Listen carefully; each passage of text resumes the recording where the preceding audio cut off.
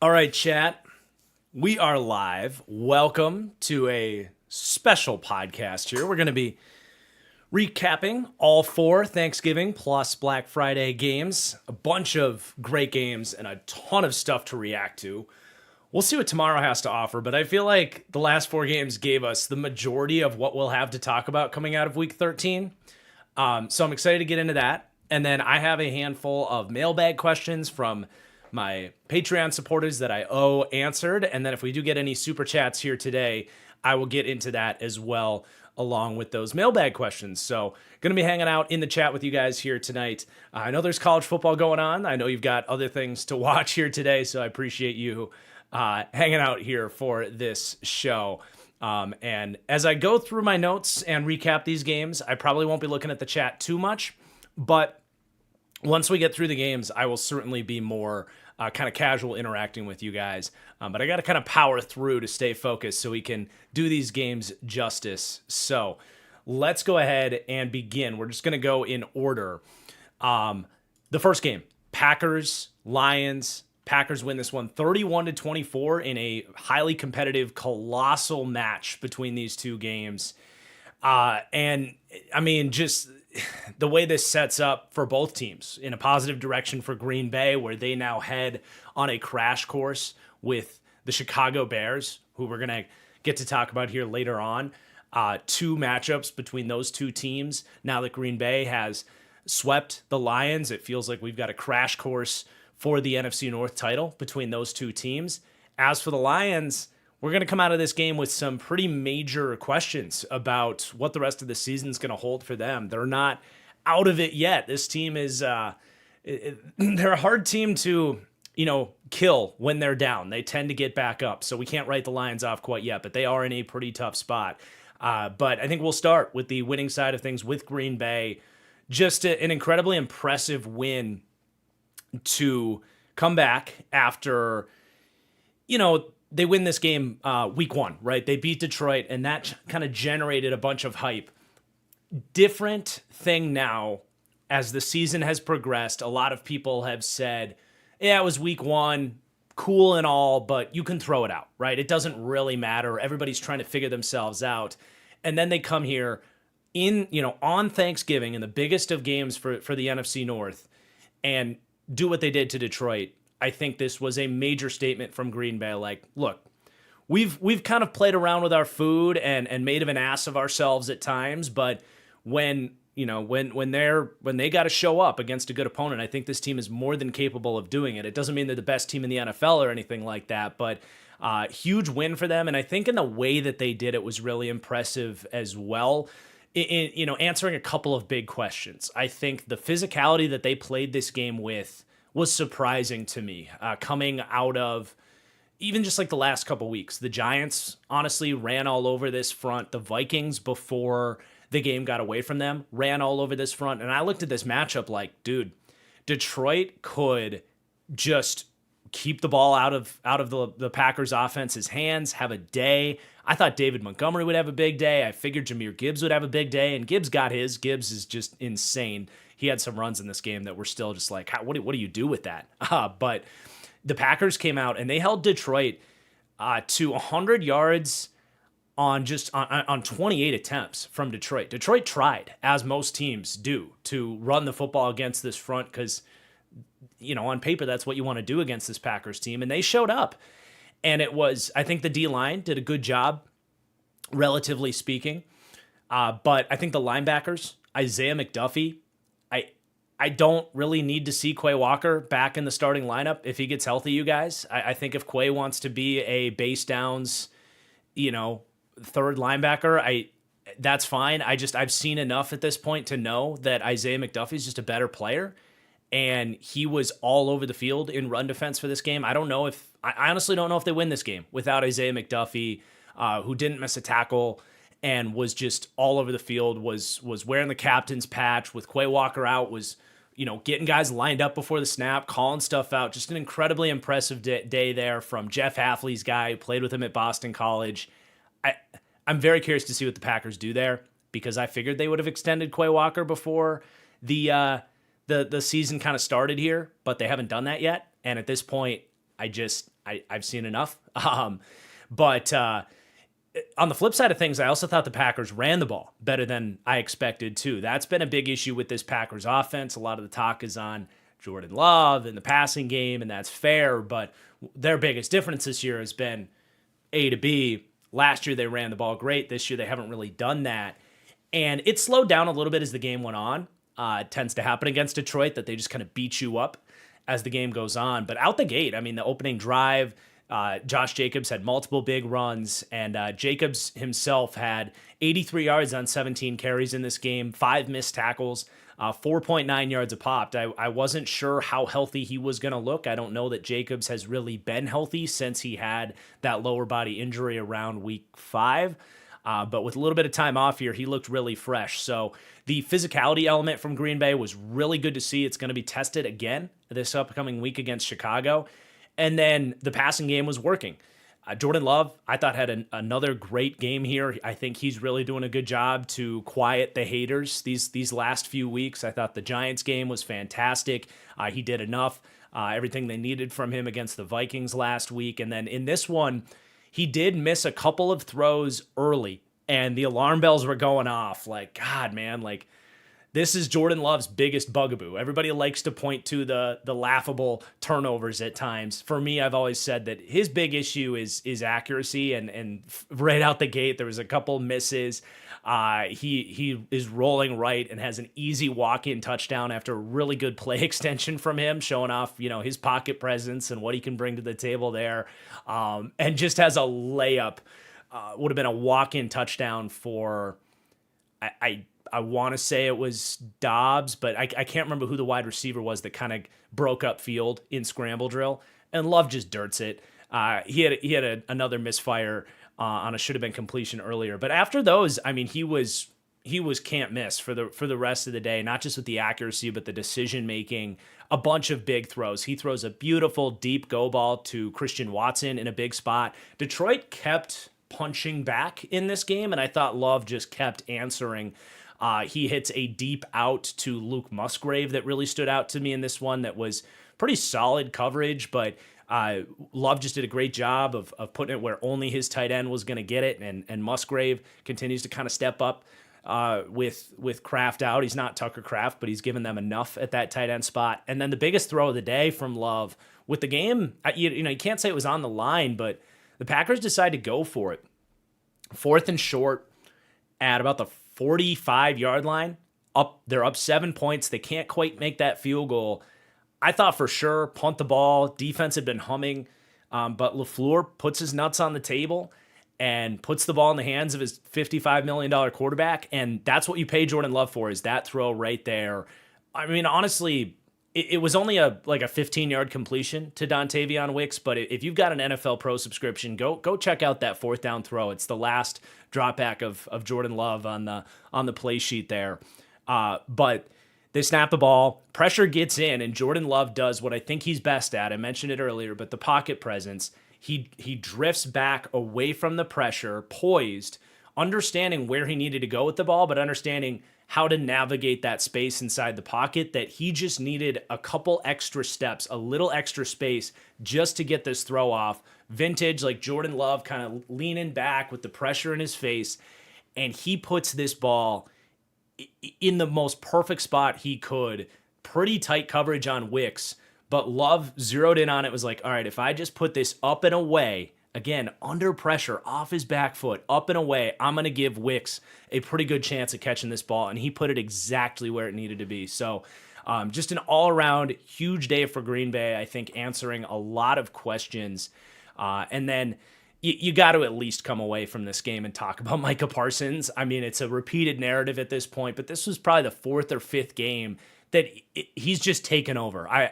I keep saying, watching the game, like whoever I'm watching these games with, like, you can't let this turn into a Micah Parsons fest. And by the end of this game, it turned into a Micah Parsons fest. He registered 7 pressures, 2.5 sacks. They were lining him up inside. I love that they can use him to take advantage of wherever they think the matchup is, and matchup advantage is. And against Detroit, it's those guards. He had multiple pressures just bursting into the backfield through these guards. He beat Penei Sewell for a pressure. He beat Taylor Decker a couple of times. His best pass rush came against Taylor Decker, where he gets a quick swipe, instant sack. I mean, Micah Parsons, it's pretty unbelievable. The fact that they got him, it just blows my mind. But at the same time, it's even more unbelievable here watching these games on Thanksgiving. You get to see what Micah Parsons does for Green Bay. And then right after that, you watch Dallas, who we're going to talk about in a second here. And it's like, how did they trade Micah Parsons and it kind of worked? Like it didn't kind of, like it totally worked out for Dallas too. Like this has turned into a very win-win trade for both sides, which is, it's just a cool, fun, feel-good story about it all, I think. But yeah, huge day for Green Bay. As for Detroit, I don't think they had a horrible day. I think some of their shortcomings showed up. Obviously, the guard problems. I continue to not, look at this defense, and I don't think they're unstoppable defense. I think their pass defense, especially, if you can take Aiden Hutchinson out of the game, you can beat this pass defense. They're beat up in the secondary. They don't have lockdown corners. I don't think they have a great pass rush, even with Aiden Hutchinson in there. And I think the Packers got theirs against them, which I think is pretty par for the course. I was surprised that they gave up as much as they did on the ground early in this game, but they did buckle down. But then it was their pass defense that showed up as an issue as the game went on. But they were right in this game, but this really came down to fourth downs. The Packers executed on fourth down where Detroit didn't. Detroit had 2 fourth down failures in this game. They had a big chance at flipping this game because they were down 17-7, but they get the ball with 2 minutes left before half. They go down and score, huge drive, and then they get the ball to start the second half. They had a chance to do the double dip thing by getting the ball at halftime, and they knew how important that was. They go for it on 4th and 3 right at midfield, but I think that was a play where you probably missed Ben Johnson. Those were the moments that feels like not only is Detroit so incredible in their aggressiveness to go for it on fourth down, how many times do they run the ball on third down to set up fourth down so that they could go for it on fourth down? I think you sleep on what they were able to do pairing that with Ben Johnson that almost always knew what button to press in those situations. And Dan Campbell, I think, has been hit or miss. But here was a miss. I mean, they go 4th and 3. They just run it right up the middle to Jahmyr Gibbs. And the Packers stuff it for a 1-yard loss. And that was a major swing in this game because it felt like the Lions were trying to take that momentum back. And then later in the game, Detroit's driving, and they go for it on fourth down, and Jared Goff leaves a ball a little bit behind Jamison Williams. And then Jamison Williams kind of Jamison's been great in the last few weeks. This isn't to pile on him, but he has his shortcomings as far as is he more than he is. And in this game, in a moment like that, you felt St. Brown gets hurt in this game. I'll talk about that in a second. But, is Jamison a trustworthy go-to target? Not really. And in that moment, yes, Goff leaves it a little bit behind Jamison Williams. He's got to turn around and make a, behind-the-shoulder catch. But it still probably should have been caught, right? One of those throws that Goff's got to make the throw and Jamison's got to make the catch. Neither of them execute. And that was the big difference in this game. So it's, as far as how I feel about Detroit and how good they are, I don't feel terribly different from them. They clearly have some deficiencies compared to last year's Lions team. But now you're coming out of this game. Amon-Ra St. Brown sounds like he's got an ankle sprain, which obviously sucks. I think it made a difference on that one play to Jamison, but outside of that, I thought in this individual game, Tom Kennedy actually stepped up in some big spots, making a lot of catches that normally St. Brown would have. So as far as this game goes, I think it played a minor role, not a major role. But moving forward, I don't think you want to count on Tom Kennedy to be that guy every week. So hopefully St. Brown can get back healthy for them. We'll see. They have Dallas coming up in a game that could decide who gets in and who gets out in the playoffs coming up this week. Not having St. Brown in that game, that's massive. So it's go time for Detroit. They can really only afford to slip up probably one more time, as they fall to 7-5 now. Right? I'm not getting that wrong. They're not they're 7-5. So I still think when all the dust settles, 10-6 probably gets them in, but that's not a guarantee either. You know what I'm saying? Like, ideally, Detroit wins out and just gets to 11-6, and then you probably don't have to worry about it. But they've got Dallas, then they have to go to the Rams. They have the Pittsburgh Steelers at Minnesota. They've got their problems, but they just lost to this version of the Vikings a couple weeks ago, and then at Chicago. I mean, they're in legitimate trouble in a crowded NFC at missing the playoffs, which would just be catastrophic. And then for Green Bay, they're setting up, like I said, for a battle against Chicago for the NFC North, and I think they, if they can play like this in the playoffs, I think they can beat anybody. It's just a matter of, can this team put together 4 straight weeks, assuming they don't get the 1 seed? Can they put together 4 straight weeks of consistency? I don't think they've shown that they're capable of that to this point, or that you should count on them to do that. But the upside of this team in an individual matchup is absolutely there. All right, how about we take a little like super chat break in between games, just to kind of get caught up with the chat and kind of keep this thing a fresh live stream, because I really haven't looked at you guys in the chat. I don't want to just entirely ignore you. But we had a super chat here from My Pet Beard. Love the channel, Marcus. Let's address the elephant in the room. What are your thoughts on the Chicago Bears now? We will obviously get there, my friend. They are the 4th game here, so don't worry. We have lots of thoughts on the Bears. Generally speaking, I was thinking about this today. I was like, I regret spending so much time on the fact that my rankings were lower than the Bears wanted. They were like 18, then 17, then 16. The discourse on the Bears kind of turned into my back and forth with Bears fans about that over the last 3 weeks, and that's kind of what I regret, is just not focusing on the football of it all. It was a lot of just kind of stupid banter about my power rankings. I don't have any regrets about my power rankings. I have my system. The Bears really hadn't beaten anybody as of a couple weeks ago. They still had a lot of legitimate reasons to say they still have a ways to go. I never said they couldn't do those things. I just questioned where they were really at. So they continue to check boxes, obviously, with their biggest. They keep their last 3 weeks back to back to back have been growing. By far the most impressive wins of their season, right? At Minnesota was their best win at the time. Then you beat a winning team for the first time against Pittsburgh last week. And then you beat the Eagles, obviously major this week. But we will get into more Bears talk soon.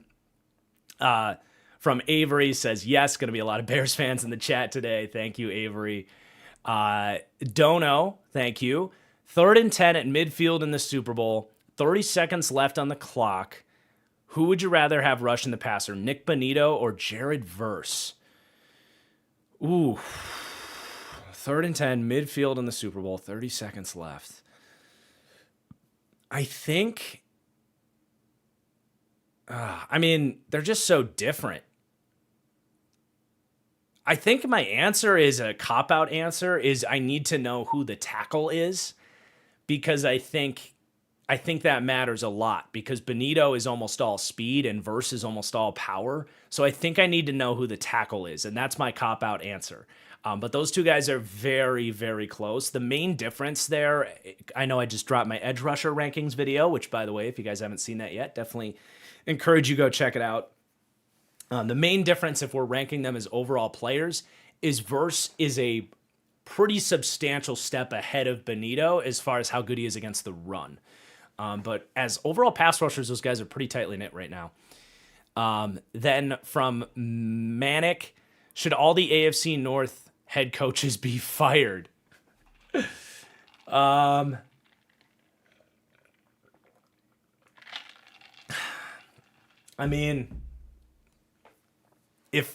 I was in control, yeah, I'd blow up the whole division.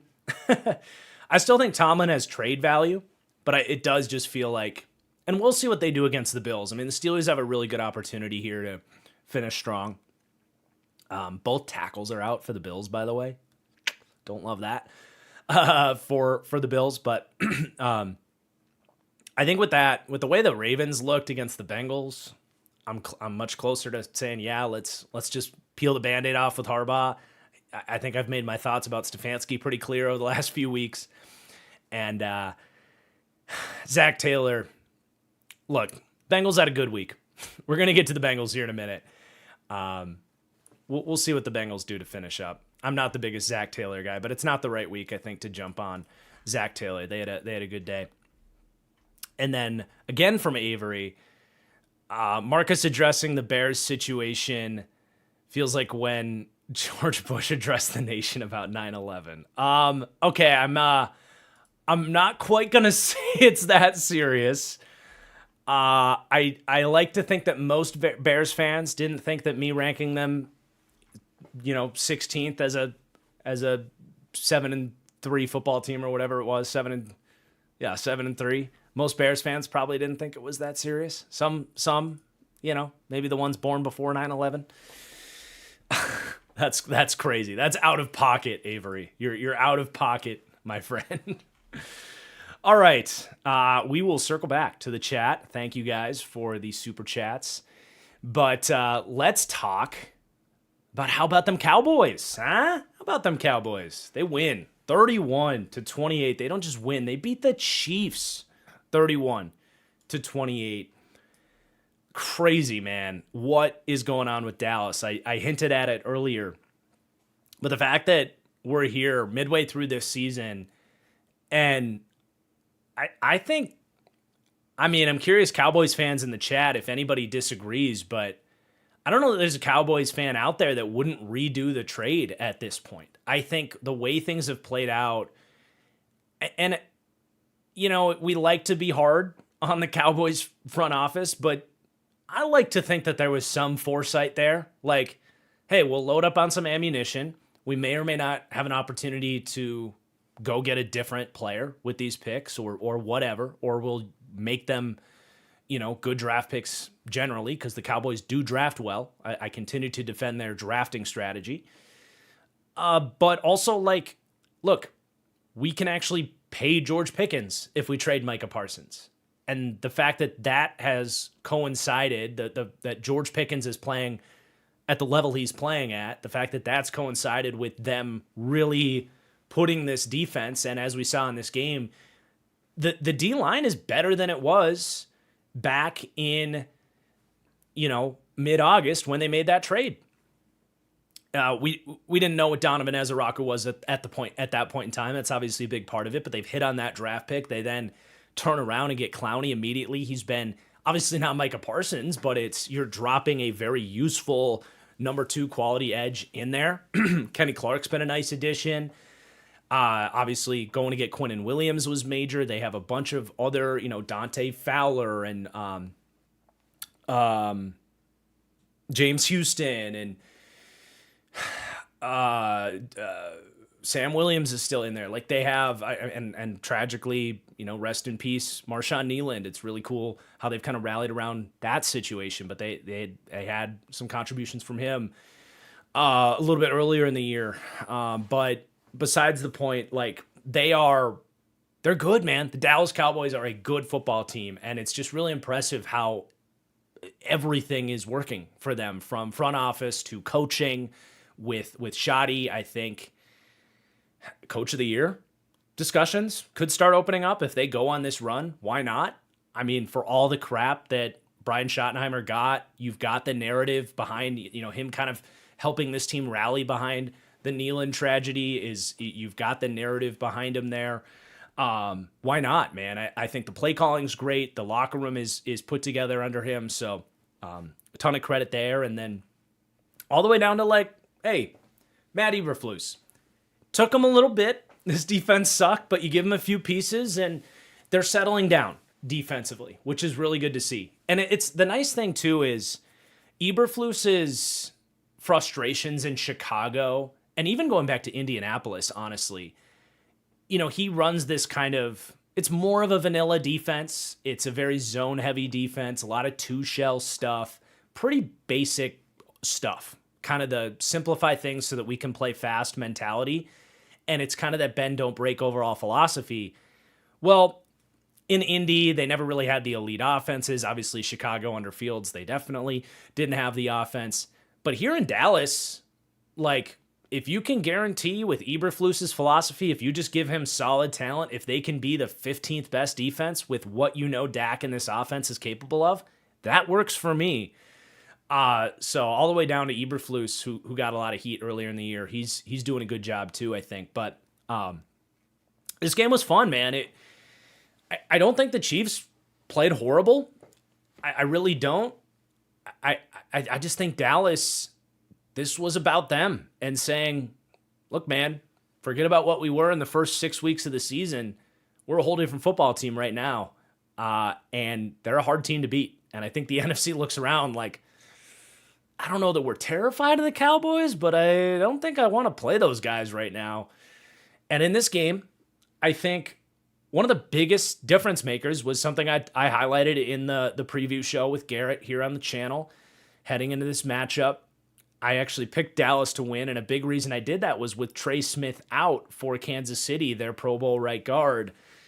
I was worried about how that matchup was going to look against this defensive interior with Quinnen and Osa and Kenny Clark and Trey Smith's backup, Mike Caliendo, God bless his soul, gave up 5 pressures in this game, put a lot of pressure, obviously, on Mahomes, killed some drives, and then he also got a holding call with the Chiefs got the ball with a chance to go win the game around the 5-minute mark. And first play of the drive, or if it wasn't the first play drive, it was a first down. Mike Caliendo gets a holding call after he gets beat. And that was super costly. They end up not moving the chains from there. So he was a huge issue in that game. And honestly, in a tight 31-28 game where Mahomes in the fourth quarter was doing Mahomes things, hits the big play extension play to Worthy. Like, I thought Mahomes battled in this game, even early when they're winning this game. That throw to Kelsey for the touchdown was just kind of vintage Mahomes Kelsey stuff. I don't think the Chiefs played a particularly bad game. I just think Dallas is the more talented team right now. I really do. And Kansas City is a limited football squad right now. They need perfection from Mahomes, and they need the defense. I mean, honestly, that's what this game is about for Kansas City. Like, the defense just, it's what we've been saying about them, but you either need a premium performance from Chris Jones, which didn't happen in this game. They got 2 pressures from Chris Jones as Dallas focused on him. And then outside of that, you have 39 dropbacks from Dak in this game, and the Chiefs get 10 pressures from their other defensive linemen. And that's just not going to cut it. But they have holes in the secondary. Well, to finish my thought there, I was going to say you either get an elite Chris Jones day, which didn't happen today, or you have Spags, kind of like against the Colts, I thought did a really good job. But here on a short week, 3.5 days to prepare for this game, you don't have enough time for Spags to cook up a master class. So you take away the Spags factor, and this is kind of what this defense looks like. It's just a bunch of average talent with Trent McDuffie in the secondary and Chris Jones up front. It's just not enough against a good offense like this, even if early in the game, Dak actually made a few mistakes, man. He throws the pick early, which felt like it was going to be costly, but it ended up not costing the Cowboys this game. And then you also had some missed opportunities as well from the defense. Nick Bolton had a couple of interception opportunities, 3 turnover-worthy plays from Dak early in this game, and they couldn't capitalize. Nick Bolton couldn't capitalize on a couple of them. One hits him like right in the face, and he wasn't looking. He was staring at his matchup. But that's kind of where the Chiefs are at, where it's like you need kind of perfect execution. Just like last year, they win all their close games because they were the team that capitalized on mistakes. They controlled the football, played a little bit better defense, and this year they're a little bit worse off as a football team. Their margin for errors are just ever so slightly more thin, and they're not executing as much. So not to make this all about the Chiefs, but they're just not a dangerous, scary football team to play right now. And I don't think this front office over the last couple of years has done a great job like keeping the talent coming. I really don't. So, like the playmakers just, they're in this kind of weird spot where they have guys like you got Kelsey's technically having a good year. Rashee Rice is a talented kind of Deebo Samuel-esque entity. You've got speed at wide receiver. Xavier Worthy, it's like he makes a play and then you kind of go a stretch where you don't really have to worry about Xavier Worthy. I don't know. They just kind of have this awkward identity crisis. And I don't really know what to do with this team. But what I do know is that they're in trouble, man. They have still coming up Houston. They have the Chargers. They have the Broncos. They do have Titans and Raiders in there. I don't know if the Chiefs can fully afford to lose another one after this. And I just don't know if they're a high enough ceiling team to win out. Like it feels like at some point they're going to end up in a close game and the other team can take advantage of that. So they kind of need to, I mean, obviously you got to be careful writing off the Chiefs. And I don't want to say this too early because they still could be the Chiefs and go on a run here. But if we get to the end of the season and they don't make the playoffs, and the fact that they don't have the tiebreaker with Jacksonville is huge too, because they lost to them, they need to take a look in the mirror and, figure out how they can get more widespread talent defensively so it's not just so concentrated on two players. And they need to, especially, I think, find an identity with this offense. And for me, it's the run game. They got to get a running back. But let's put that on the back burner and talk more about Dallas because that kind of diverted into a Chiefs conversation. I just want to give Dak his credit for battling back in this game. Now, he had some questionable throws early, but there's a little bit. Does it not just feel kind of like did this not just kind of feel like a Tom Brady day? Like we don't need to get into legacy and consistency and greatness and all that stuff. But in this individual game, if you just flipped the jersey or just, had AI like give you a replication of this game, but it's Tom Brady in the Cowboys jersey, wouldn't you kind of believe it? Like Brady would have these games where he would even like throw some questionable picks early in the game, but just the short memory, the play style, of course, like Dak is the most Brady-esque pocket passing kind of surgical guy in the league right now. But I'm more referring to like the short memory, the shucks, I made some mistakes early in this game, but the ability to just keep firing, just keep hitting the top of your drop, keep playing with that confidence. So many quarterbacks, when they throw the ball into the teeth of the defense multiple times as Dak did, they'll start to get, a little bit conservative in terms of pulling the trigger on the throws that he should make. And Dak he's just so prepared. He's so confident in who he is as a quarterback that he's able to just keep firing. And that's what happened in this game. He just kept ripping these deep outs, tight window throws. You've got the fade touchdown to CeeDee Lamb, just beautiful over-the-shoulder touch. He hits the big deep ball to CeeDee Lamb, which it wasn't a perfect throw. It was open, and I'll be honest, he underthrew it a little bit. But he got it there, and he gave his receiver a chance. He didn't hesitate. Also, Garrett in the chat, what's up? My co-host, how you doing, my friend? Then honestly, my favorite Dak throw on this entire game was a 3rd and 2 sprint right option, where he off his back foot rolling right, not a whole lot there, but he's got the corner route to Ryan Flournoy, who he's willing to put a tough ball out there to trust, and he puts just the perfectly placed ball on the run to the sideline, and Flournoy is able to secure it. But that's a big moment late in this game. So Dak just kept coming in this game. George Pickens, obviously, CeeDee Lamb, this duo is so incredible. Going to be fun to watch the George Pickens contract saga. I think that not having that Parsons contract on the books opens things up for them to pay Pickens. But I'll say this, he's not getting any cheaper. And I might get those conversations going now, Dallas. I mean, learn from your previous mistakes. pay guys early.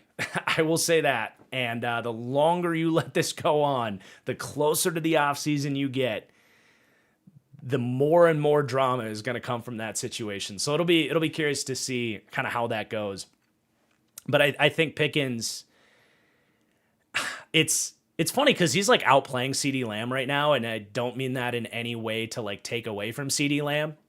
You know what I'm saying? But he's just so good, dude. He's turned into such a complete player, George Pickens, and the flashes of this were there in Pittsburgh, especially in recent years. Like, you started to see the run after catch start to click up for George Pickens, but that's such an underrated part of his game. He has the big catch and run in this game at a big spot. But I think the way he's like dominating on slant routes and, you know, winning in the short game in a way that he hasn't always done consistently, he's just, I think I'd have to go back. No, I'd have to go back to what my pro comp was on George Pickens. I think at the time, I think my pro comp was I don't think I've brought this up before, but I'm trying to. You know what? We're live. Let's look this up. That was the 2022 draft, 2021 draft. I'm actually curious because it was 2021. I want to say it was. My pro comp was the Cowboys receiver at the time that I can't think of his name, from Colorado, that was like really good at the time and then fell off in a hurry. Help me out, chat. Who was the wide receiver?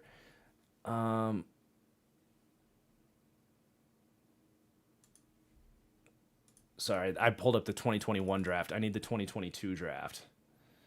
Here we go. George Pickens. So he was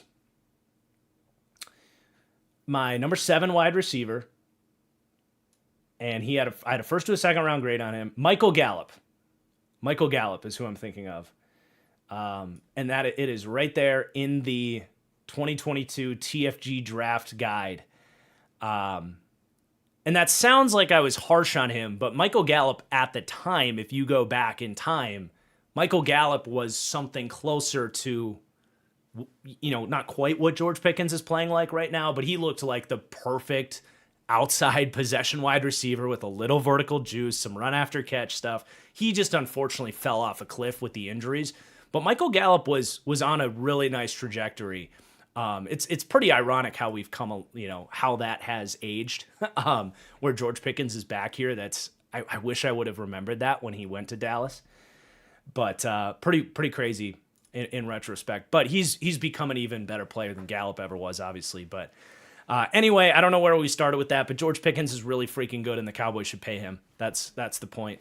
And then obviously I think we covered pretty well. Like, Cowboys and their defense, it's good enough right now. It really is, and it's impressive how they've put this thing together. I want to shout out DeMarvion Overshown too for battling back from a pretty gruesome knee injury. You feel his speed in the middle of the defense for sure. So I'm very interested to see if Dallas can do this thing. They have a tough matchup coming up against a pissed off Lions team that, I mean, when was the last time the Lions lost back to back? I don't remember, but just a massive matchup. And then they play after that. It's Vikings, Chargers, Commanders, Giants. So even if they lose to Detroit, they have a chance. But if they beat Detroit without Amon-Ra, I think is possible. Man, they could seriously come out of this year as one of the main talking points. I'm just blown away. The whole operation is working. All right, so that's what I have on that game. I'm now going to circle back to our super chats here before we get to the Bengals game. This is going great, man. This is a fun show. I'm enjoying this.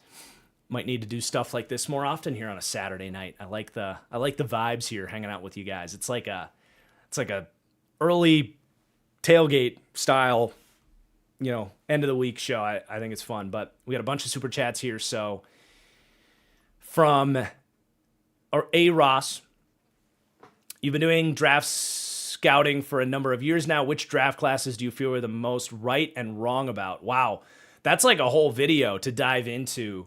to talk about the draft classes at large. Just some thoughts on that, though. I I was thinking about my QB analysis over the last couple of years. I feel like after a bit of a rough run there with Herbert and Zach Wilson, even down to the Sam Darnold draft had its hits and misses. Like, I loved Josh Allen and I loved Lamar, or I at least liked Lamar.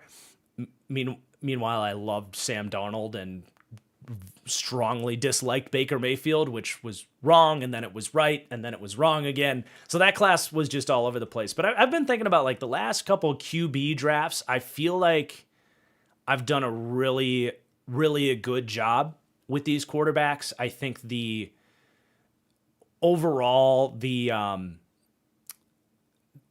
recent class, I think there wasn't as much to analyze, but like I feel like I was pretty early on the Cam Ward thing, saying like shutting down pretty much in like December before a lot of people were talking about it, when Shedeur was still like supposed to go number one. I came out and was like, it's not even close. Like, Cam Ward's clearly better than Shedeur. In fact, Shedeur's closer to like Tyler Shuck and Jackson Dart, if anything. I think Shuck going where he did was big. I didn't hate Dart, didn't love Dart. I was kind of 1 foot in and 1 foot out. But I think you go back to the 2024 draft, I'm really happy with how my QB takes have gone there. With the top three guys, Jaden obviously out the gate was a monster and better than I thought he would be initially, but I still had Jaden as QB3. And we're getting closer, I think, to, if you did redraft that, Jaden might be QB3. That's a different conversation. But like Bo Nix, I was very pro Bo Nix, which Broncos fans forget that because, I feel like Broncos fans have wanted me to be higher on Denver this year, and I haven't quite been able to get there because their offense just hasn't been super consistent. But Bo Nix has been a good pick for them, and I was always on that train. J.J. McCarthy, I kind of compared to Trey Lance. I'll just leave that there. Penix, I was very lukewarm on. I thought he was drafted a little bit high, but had a chance. But I think looking back at the last few quarterback classes, my QB takes have settled down after being polarizing for a few years there. Other than that, I do think about the 23 draft where, man, I thought at the top of that draft with Thibodeau and Evan Neal, I thought those guys were like blue chip prospects, both of them. And I think about that one a lot. Like, God, that went wrong, especially with Evan Neal. But Thibodeau clearly hasn't been what you thought he would be. And then also, like, Hutchinson's been better, like even better than I thought he would be. I really liked Hutchinson, but I never thought he would be what he is today. So I think about that draft being a lot better than I thought, or not being a lot better than I thought, but being wrong on a lot of those top 10 draft classes. But hope those are some fun conversations on your question, because there's a lot of different directions you could take that question. From Brian, from a Cowboys fan, I would still redo the trade, but that is more with how the trade was done and having not utilized the assets from trading away. I would still redo the trade, but that is more to do with how the trade was done and not about how we have utilized the assets from trading away Parsons. Yes, I think I think the way the offseason dragged on, the uncertainty surrounding it, there was a better way to do it, probably. I hear you on that. From William, can we as Lions fans hold Brad Holmes accountable for not addressing the trenches? We never addressed D-line, and it's all on Hutch. I was thinking about that today, and I almost wrote it in my notes for the show. Major gaffe by Brad Holmes and that front office to never address edge 2. I mean, it's been 2 years of this thing. They don't need a superstar there, but like, go make the Jalen Phillips trade, right? That one really stands out to me. Why do you let the Eagles be the team that sends a 3rd round pick for Jalen Phillips? But there's been other moments too of other guys that have been on the market, other free agents, other guys that it's like, go get a Batman, or not even a Batman. Just go get anybody else. I mean, Al-Qadim Muhammad has been their number 2 edge rusher, and he's had some good games this year for sure, but that can't be your second best edge rusher. Like, what are we doing there? Never drafted a guy either. There's been players in the draft that could have been their picks there as well. Like, they could have, I like Tyleik Williams, but I think it's fair to question if Nick Scorton would have been a better pick for them. Like, are they better off with Nick Scorton than Tyleik Williams? I think that's a fair question. So I'm 100% with you on that. That front office, it feels like ever since the 2023 draft, Lions fans have kind of made the Lions front office an untouchable entity, free of all criticism. And, they're definitely not without their issues. From Antonio, do you think the Eagles should consider firing Sirianni if they have a 2023-esque season? Also, how did you learn X's and O's, scouting, etc.? I think it's something you should seriously consider. I mean, if you're being realistic about Nick Sirianni and what he's bringing to the table, like, the idea is he is a CEO locker room guru, yet if this continues on this path, that's 2 out of 3 seasons where they've lost the locker room in embarrassing fashion. And he's obviously not there, like, able to fix the offense. That much is clear.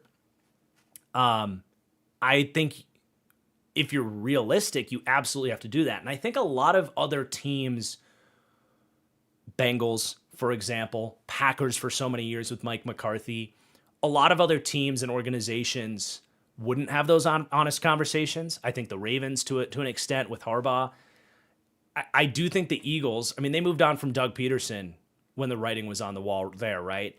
I think the Eagles understand Howie is the reason for that team's success. That team should expect Super Bowl appearances perennially.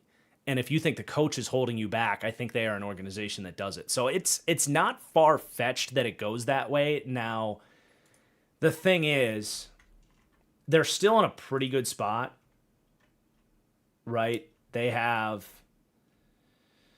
I'm just pulling up their schedule right now. Their schedule coming up, yeah. They have Chargers. We'll see where that one goes. But Raiders, Commanders twice, and at Buffalo. So they still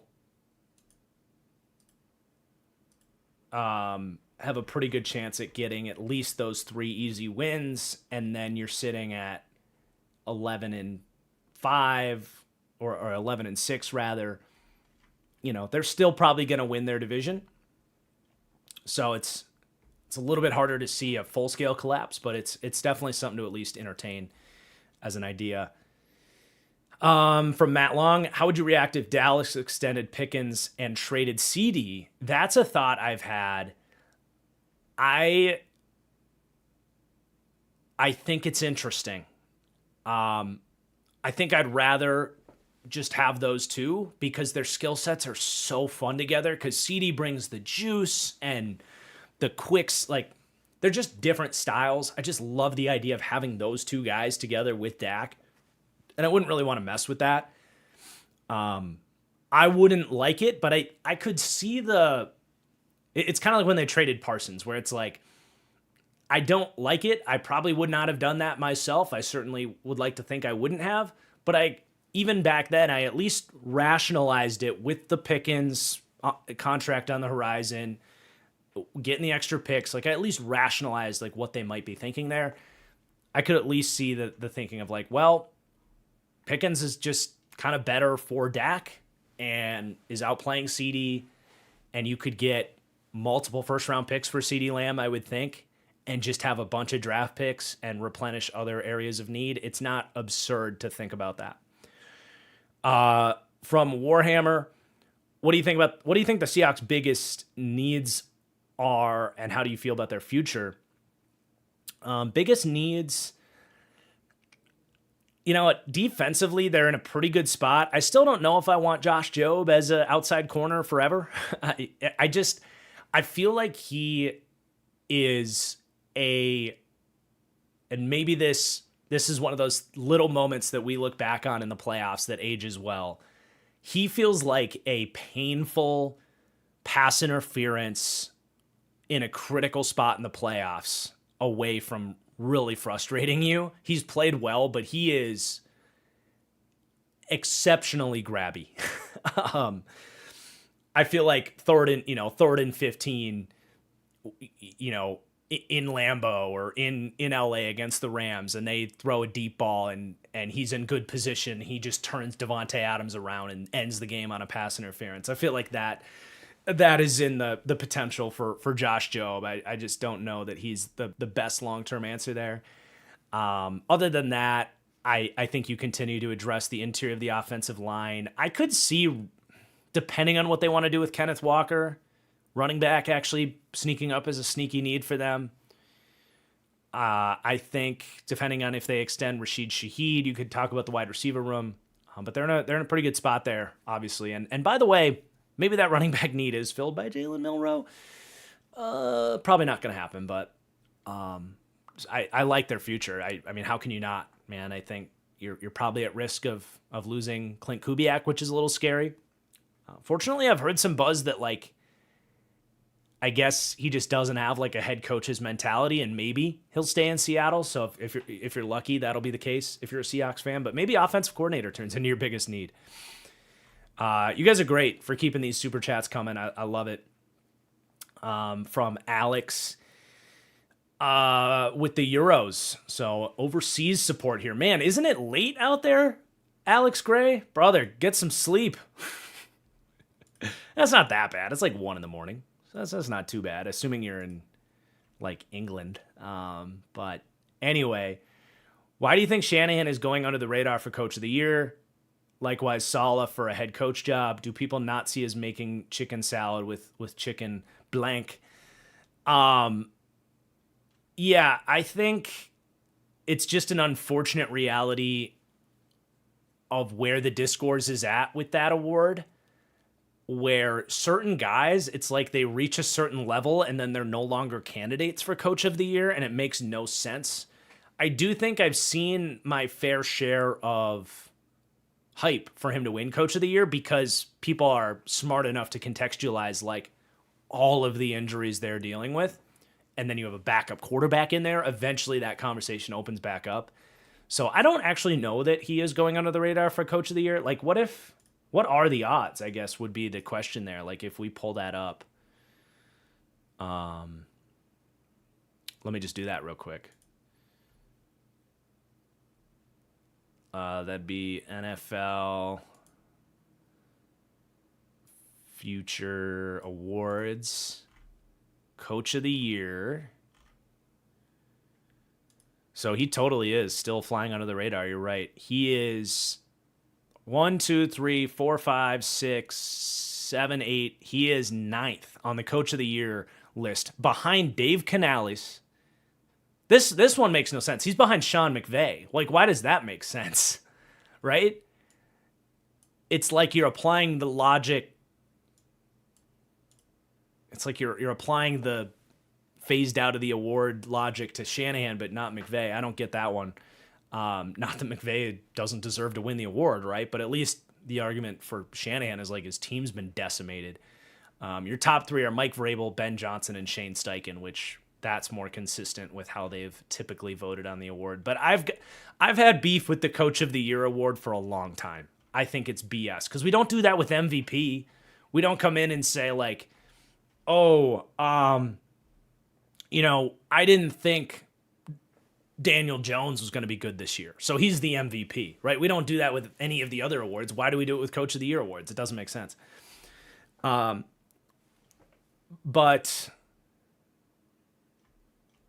Brian came back with another super chat. Thank you, Brian. Much appreciated. We also had Clement signed up as a TFG member.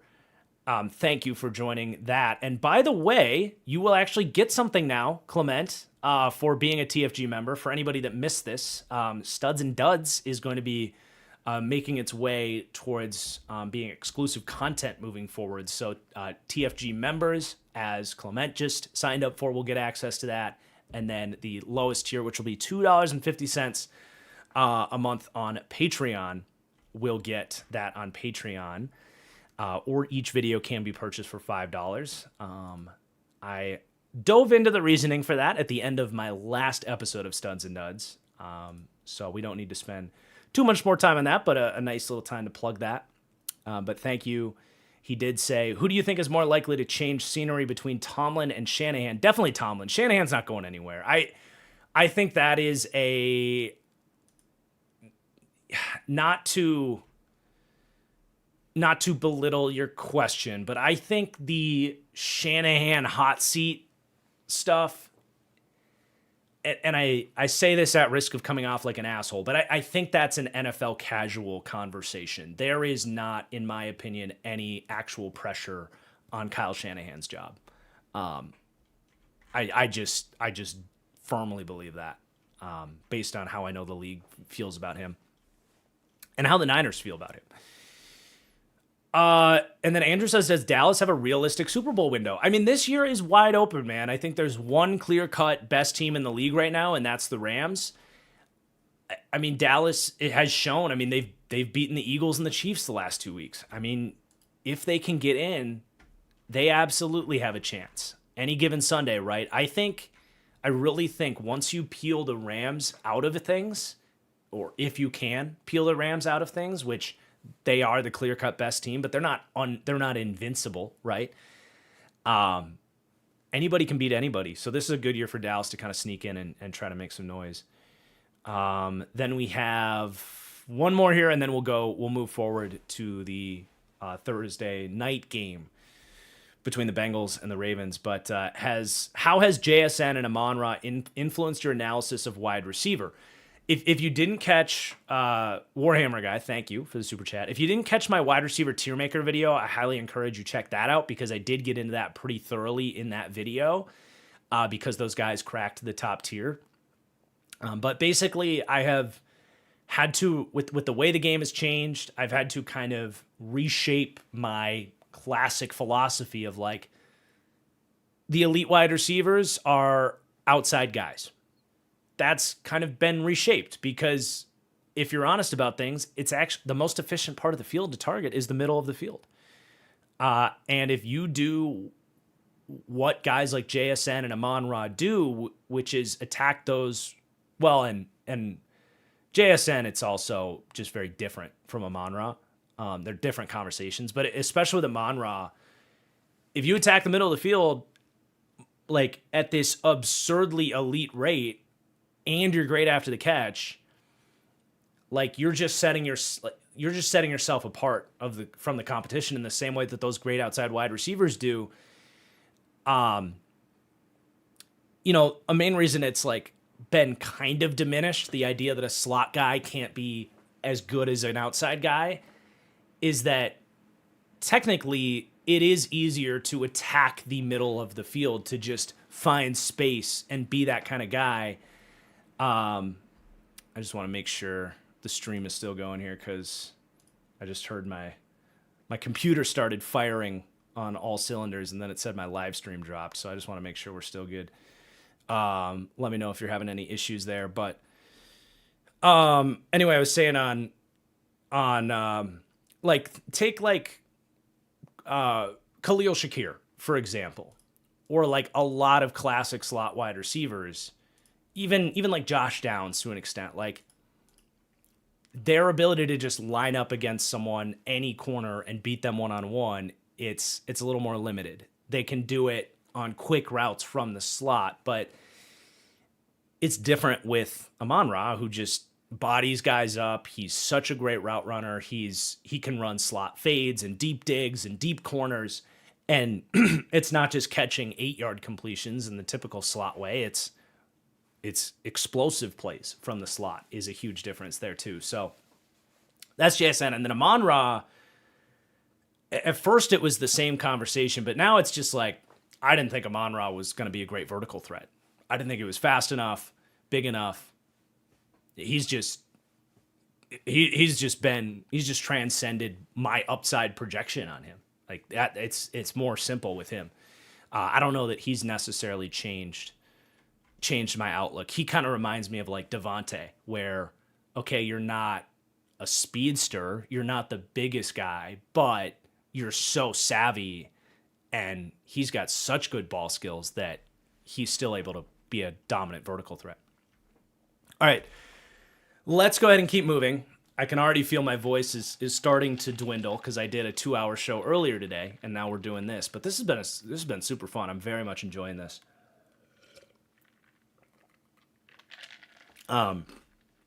Let's get to the Thursday night game, and then I will circle back to some more questions from you guys. But Thursday night, the Bengals are back, baby. 32-14 over the upcoming Baltimore Ravens. Felt like they had kind of turned a corner. Turns out, I think, easier schedule. Hid some of these warts that were still here, and we can officially say on the Ravens, they are in a deep pile of shit and are in trouble. We'll talk about them. As for the Bengals, what a fun night. Even if, and it's likely, right? This season falls short and they don't go on this miracle run. At least Bengals can take away this Thanksgiving night and be thankful for that. Like, you could still be in a much worse spot.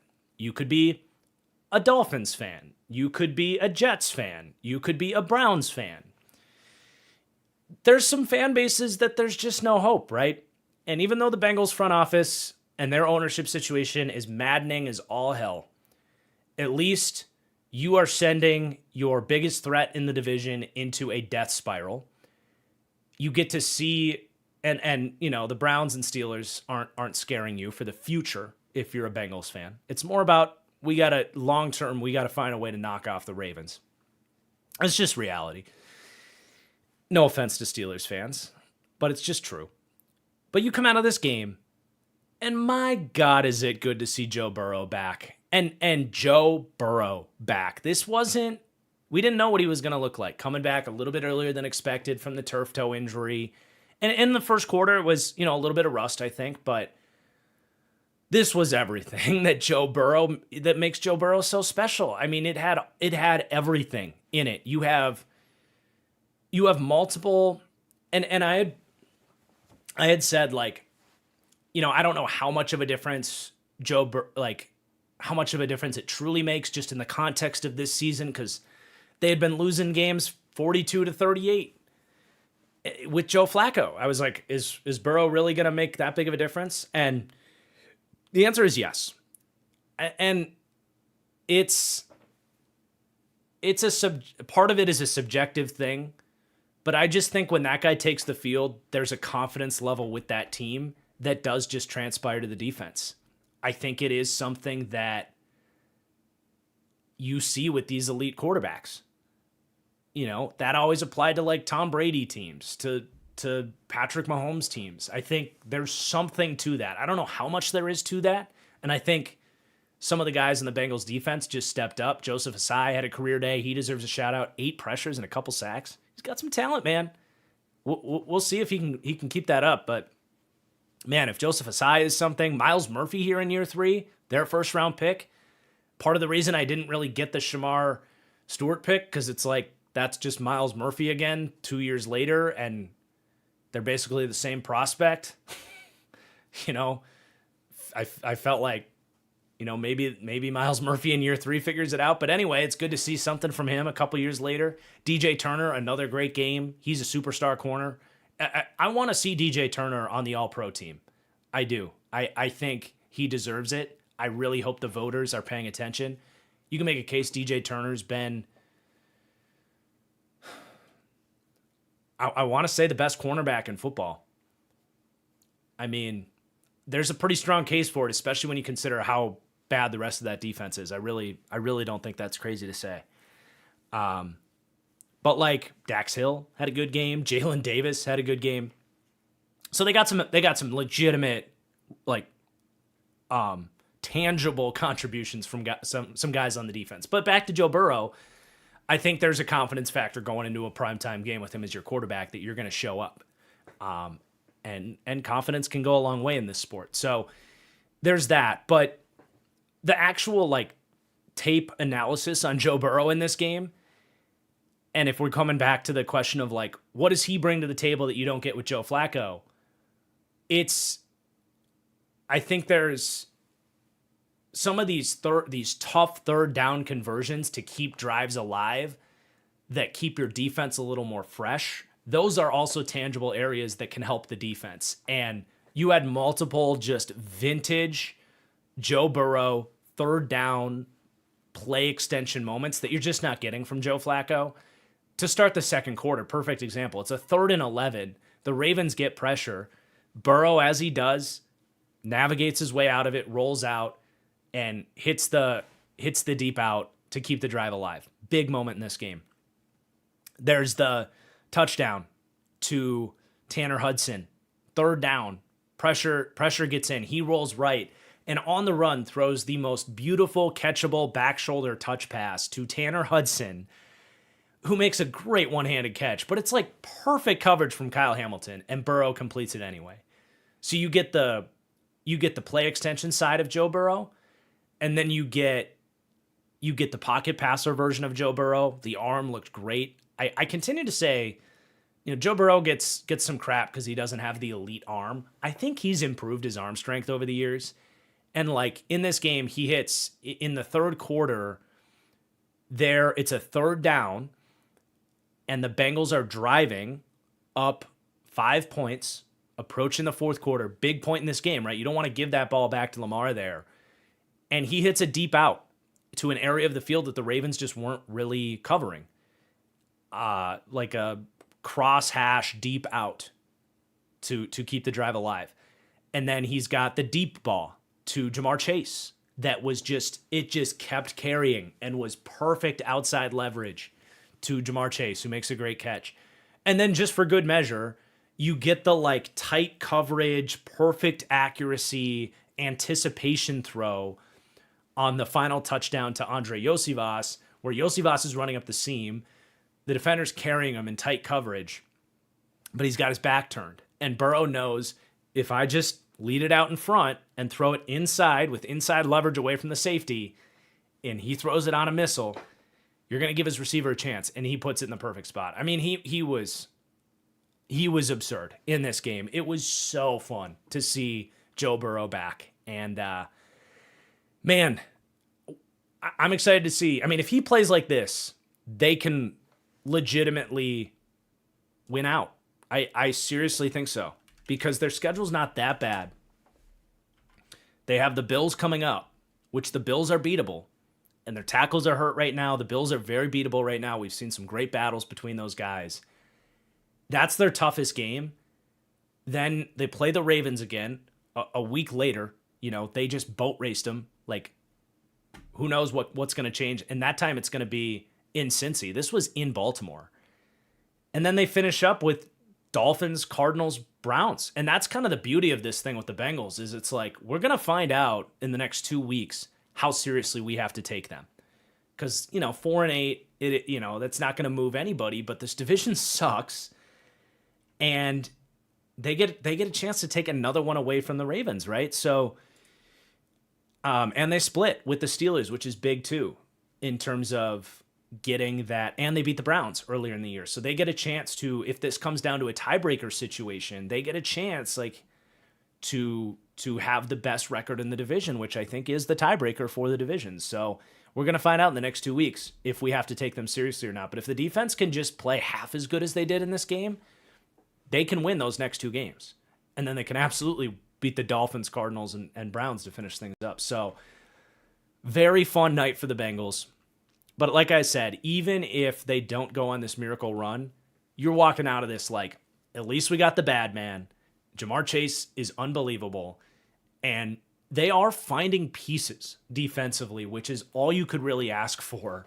And maybe this is also a sign that the young, new defensive coordinator, Al Golden, is making some adjustments and settling in. How often do we talk about that? Like, coordinators, sometimes, like more often than not, they just take a little bit of time. Now, for the Ravens,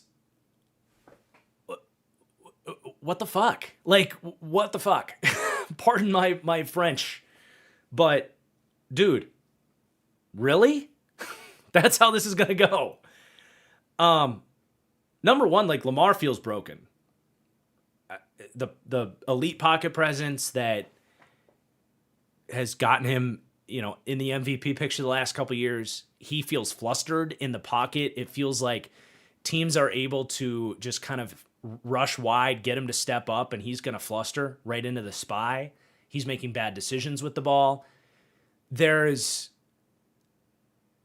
not a huge run game factor from him right now, and that probably comes back to the play calling and maybe wanting to do that. I need to check the metrics on how much they're using him as a design runner, but it doesn't feel like a big weapon right now.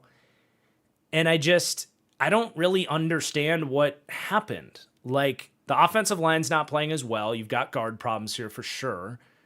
I don't think that's enough to derail the entire offense. Everything's just disjointed. And coming into the year, like, we felt like Todd Monken was this excellent offensive coordinator. I've got questions there.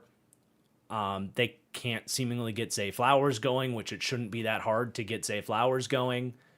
They have other guys. I mean, I know Bateman's been a little bit banged up, but like DeAndre Hopkins, Bateman, they've got these tight ends, but it's just like they feel like they don't have answers to anything right now, and the run game's not as good. Derrick Henry's not as good. He had a big run in this one, though. Like, he's still... That's what's crazy. Like, Derrick Henry's still in there.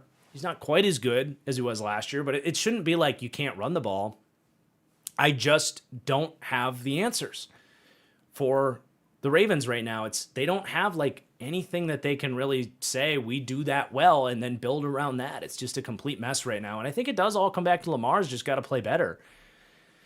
And then the defense, I think clearly, like, the lack of pass rush, the inability to really throw Joe Burrow off his game in this one. They really missed Madubuike, but they just don't have, like, the lack of Mike Green being able to make an impact has been honestly huge. They trade away Owe, obviously, and it kind of feels like, I don't hate that trade for them. I feel like Owe you were never going to extend anyway, but you kind of fixed one issue and opened up another hole with the edge group. So it's just like they don't have the talent. And I think it's a reminder, like, why we talk about building through the trenches. The Ravens have made these incredible defensive back picks, right? Like, I love TJ Tampa, Kyle Hamilton, Malachi Starks. There's nothing wrong with those guys, but if you're not winning up front, it just doesn't matter. And we've seen a lot of weeks where you can kind of run on this Ravens team too. So they very quietly have not drafted well with their front seven players for some years now. You can look like, really, not Nnamdi Madubuike was the last time they hit. And Travis Jones is a nice player, but he's not like an impact difference maker. But like, you look at Mike Green not making an impact. They took that big swing on Odafe Owe was a first round pick and he did not live up to the hype. But then you have the swing that, to be fair, I would have made the same swing, but it didn't work out on the Michigan edge. Can't think of his name right now, but he fell into the second round. Maybe the chat can help me out while I'm struggling to come up with that name. But like Adiza Isaac has been nowhere to be found. Robinson Wright out of Mississippi State or Ole Miss, I think. He hasn't. Tavius Robinson. Thank you, chat. David Ojabo is who I'm thinking of. Like, they have drafted a bunch of guys and none of them have hit. And that was always the Ravens thing, was getting more out of, day 2, day 3, even edge players. And they've stopped getting that. And it's really hurting them. So they, I think, have to look in the mirror, no matter how the rest of this year goes. It's really hard to look at the Ravens, even if they do win this division, which is still possible, they're probably still the favorites if we're being honest about it. But they have to look in the mirror and get better up front. And getting Madubuike back will help, but I don't think that's enough. Like you can't, especially with like Kyle Van Noy is their best edge rusher. You can't count on that again, I don't think. And even if he is the same guy, he's clearly not enough right now. So I think we're good. I think we're good on that game. They're in trouble, man. They're just not a good football team, and it's just crazy when you think on this season, like how the premium teams have all really fallen off, man. Especially the Chiefs and the Ravens. It's like that you are feeling the repercussions of always picking at the end of the first round and the end of the second round and the end of the third round for 5 straight years and running out of cap space to make splash plays in free agency. You're feeling how hard it is to keep those windows going and to consistently hit on those late picks. It is not easy. It's easy to sit here and be critical of a lot of the decisions they've made, but it's hard. It is hard when you're in those positions and you're feeling those the hits there. And to the Bill and for the Bills to an extent too. I don't know if the Bills are in full scale panic mode like those other teams. I think there's still a couple weeks here against Pittsburgh and against the Bengals for the Bills these next 2 weeks, where we could be looking at them in the same light. But yeah, the AFC is weird this year, dude. All right, let's answer some super chats, and then the moment everybody's been waiting for, we'll talk about Da Bears' big day against the Eagles. But from ZD says, good, better, best. Shout out Da Bears, Ben Johnson. Unreal day, unreal season. From Naftalites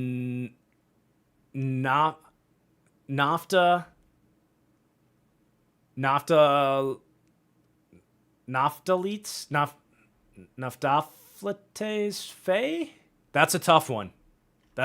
You might have to help me out how to say that name. But what would a Jags playoff win mean long term? I don't know if you're going to like my answer, but depending on how it looks, I don't know that a Jags playoff win is all that important for them. I mean, look at like the Commanders, like how important was their playoff win? You know what I'm saying? I think it's more about the fact that they have checked a lot of boxes this year, and whether they win or lose one playoff game, I don't know that necessarily changes your outlook on them. They still have areas to improve in the offseason. Now, if they finish strong and they figure out the passing game and Trevor Lawrence is accurate all of a sudden, and then, he goes and like outplays Josh Allen or Drake May and like looks great, like that could change things. I think it depends really how you're feeling about Trevor Lawrence down the stretch would be the one thing that could really change things. Because we do forget it is justified to harp on Trevor, but we do forget he is in the first year of this offense, and it's a very different system from what he ran under Doug Peterson. So we'll see. From Max, Brown's better off replacing both Stefanski and Barry or keeping just Barry. Feel like Barry deserves to stay, but I do prefer a head coach GM alignment. I would keep Barry. I would undoubtedly keep Barry. I have defended Joe Barry. Obviously, the Deshaun trade is a major wart front and center on the forehead of that front office at large, but I just don't put that all on him. Obviously, ownership was heavily involved in that decision. Kevin Stefanski was involved in that decision. It was a group effort on the Watson trade. I think that the things that are fully in Joe Barry, Andrew Barry, sorry, not Joe Barry. Joe Barry. Andrew Barry's control, he's knocked out of the park. And you got to remember, they haven't had a lot of high draft picks in recent years. I think, was this the first year they had a first-round pick in 3 years because of the Watson trade? I think that's right. But, they did pretty damn well with this draft. And I think they do a good job moving the cap around. Their free agent additions can be savvy. Like Devin Bush was a savvy little pickup. Malik Collins. Like, I think he's not Howie Roseman, but he's more in that breath for me of like, he's a good enough GM in my eyes until proven otherwise that I'm willing to give him a different head coach and see how things go. All right. Some more super chats from Antonio again. I tried to sneak it in my last super chat, but how did you learn? Oh, yeah, that's my fault, Antonio. I forgot about the second part of your first super chat, but thank you for following up. Really appreciate the support in the super chat there. How did I learn about X's and O's, watching film, scouting players, etc.? So one of my objectives for this offseason, by the way, is to make a 10-minute video basically answering this question. This is by far the biggest question I get is, how did I learn? Where would I suggest people go to learn? But by far the biggest question is, or the biggest answer to your question about how I learn football. It's just grinding tape. It's the easy answer, but the hard task. It's a lot of time and kind of stacking a Rolodex of being able to compare one little thing that looked similar on tape from one team to the next, understanding how certain player archetypes are built and how teams like to use player archetypes. And then you start to kind of develop an understanding for what the different systems look like with the different coaching trees and that kind of stuff. It just all kind of starts to stack the more and more you get into. But that also comes from listening to podcasts, reading books. Some of my favorite books are Bruce Arians, The Quarterback Whisperer, The Perfect Pass, by, I can't remember the author on that one. Those are some excellent books to read. And then as you're watching film, it's just constantly asking those questions. And the nice thing is AI can be a huge resource now, whether you just ask them a question and they can pull from, they will find so many articles and stuff that are useful. Like if you ask like Google AI, they'll give you an answer, but then they have that little link. A lot of those articles that they're pulling information from can be really good things to just go and check out and read. And I'm constantly still doing that and learning. But those are some really good avenues that have been useful for me. And then, by the way, Sumer Brain is a unbelievable tool to just ask football questions to. If you haven't checked out the Sumer Brain tool, it's unbelievable. I can't say enough about that. You can be watching film and say, you're like, oh my God, the Jags feel like they run the ball outside really well. You can just go to Sumer Brain and just be like, what types of schemes are the Jags run game having success with, and how do they compare in usage rate and success rate to the rest of the league? And give it 15 seconds, and it'll populate like an article that would historically take an analyst like 2 weeks to come up with. And you can just learn so much from that. So there's a lot of great tools now.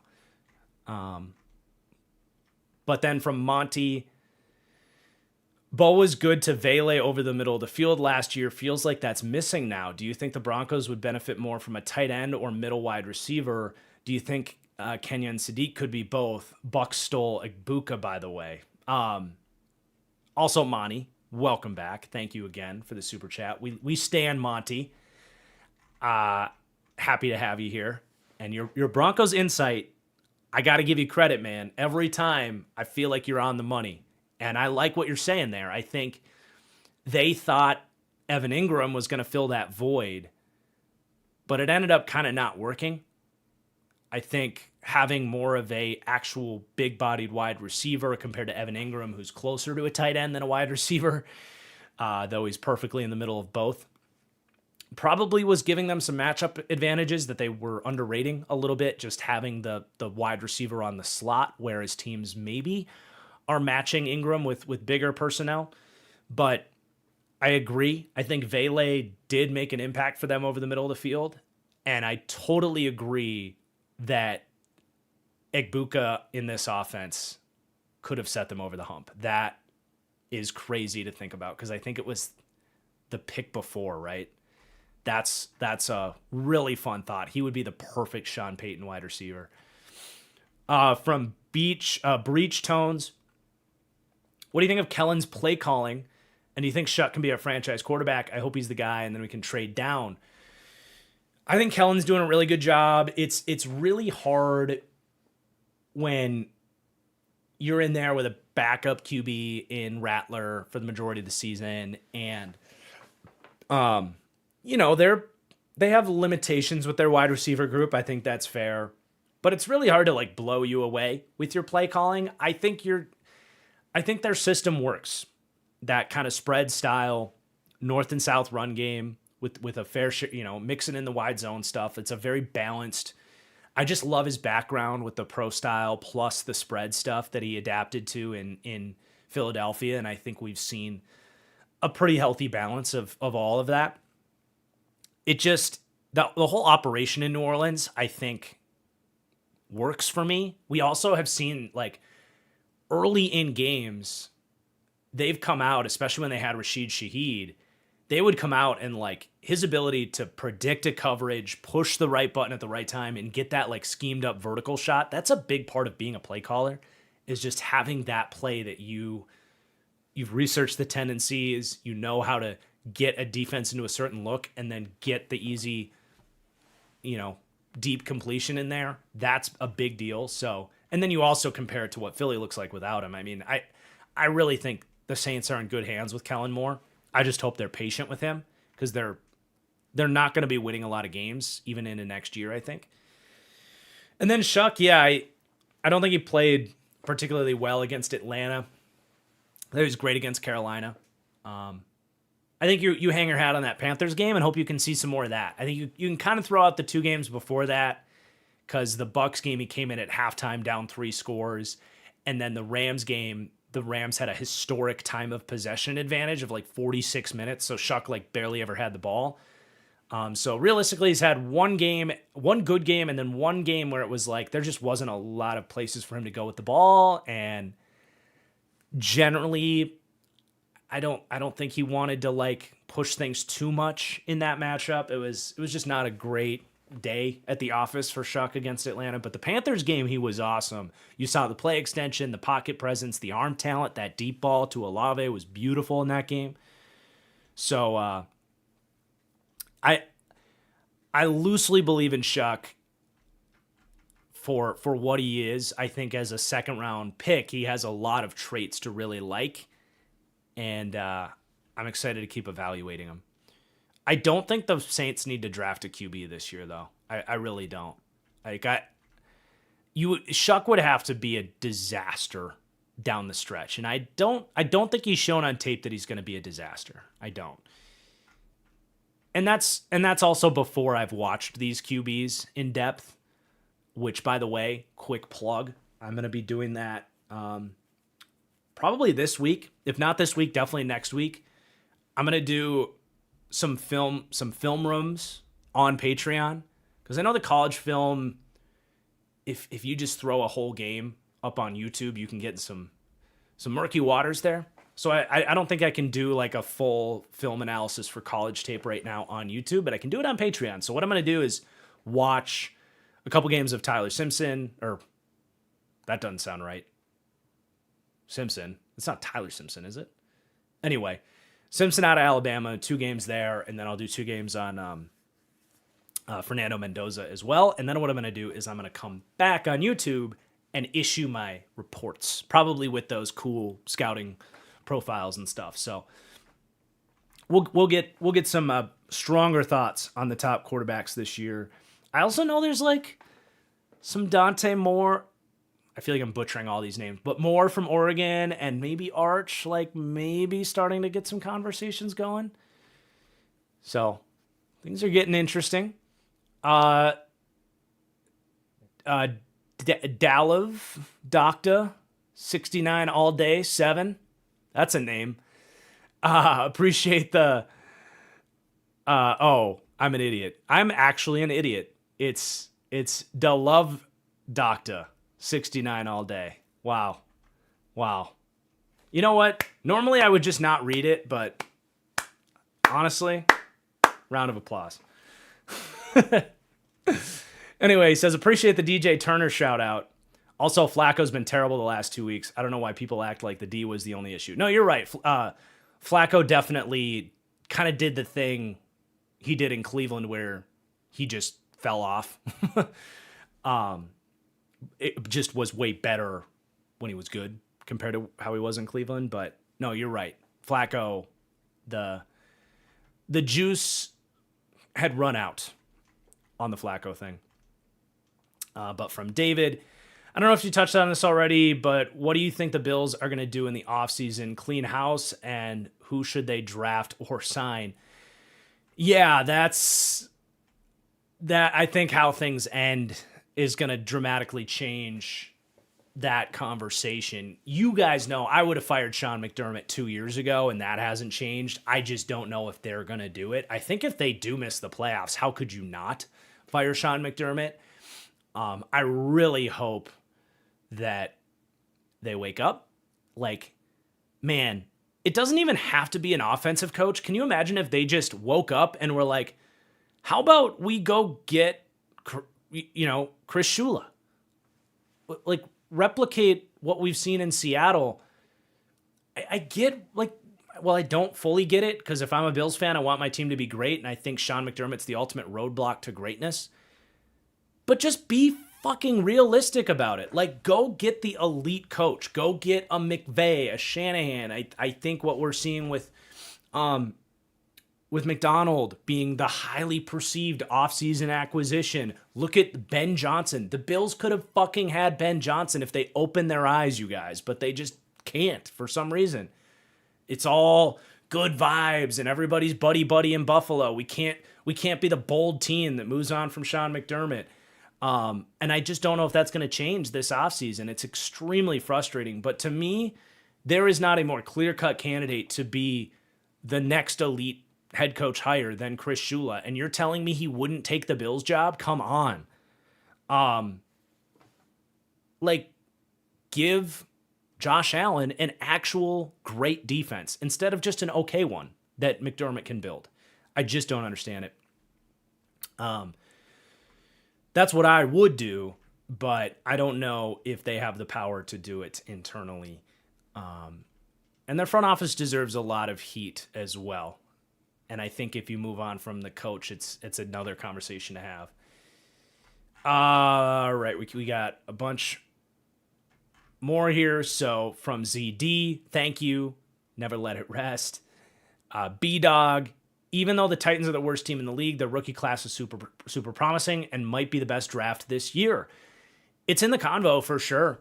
It's a bummer that Olu got hurt, but yeah, Ward looks good. You've got some 3 notable wide receiver impacts or receiving entities. You got Gunnar Helm, and DK looks really fun.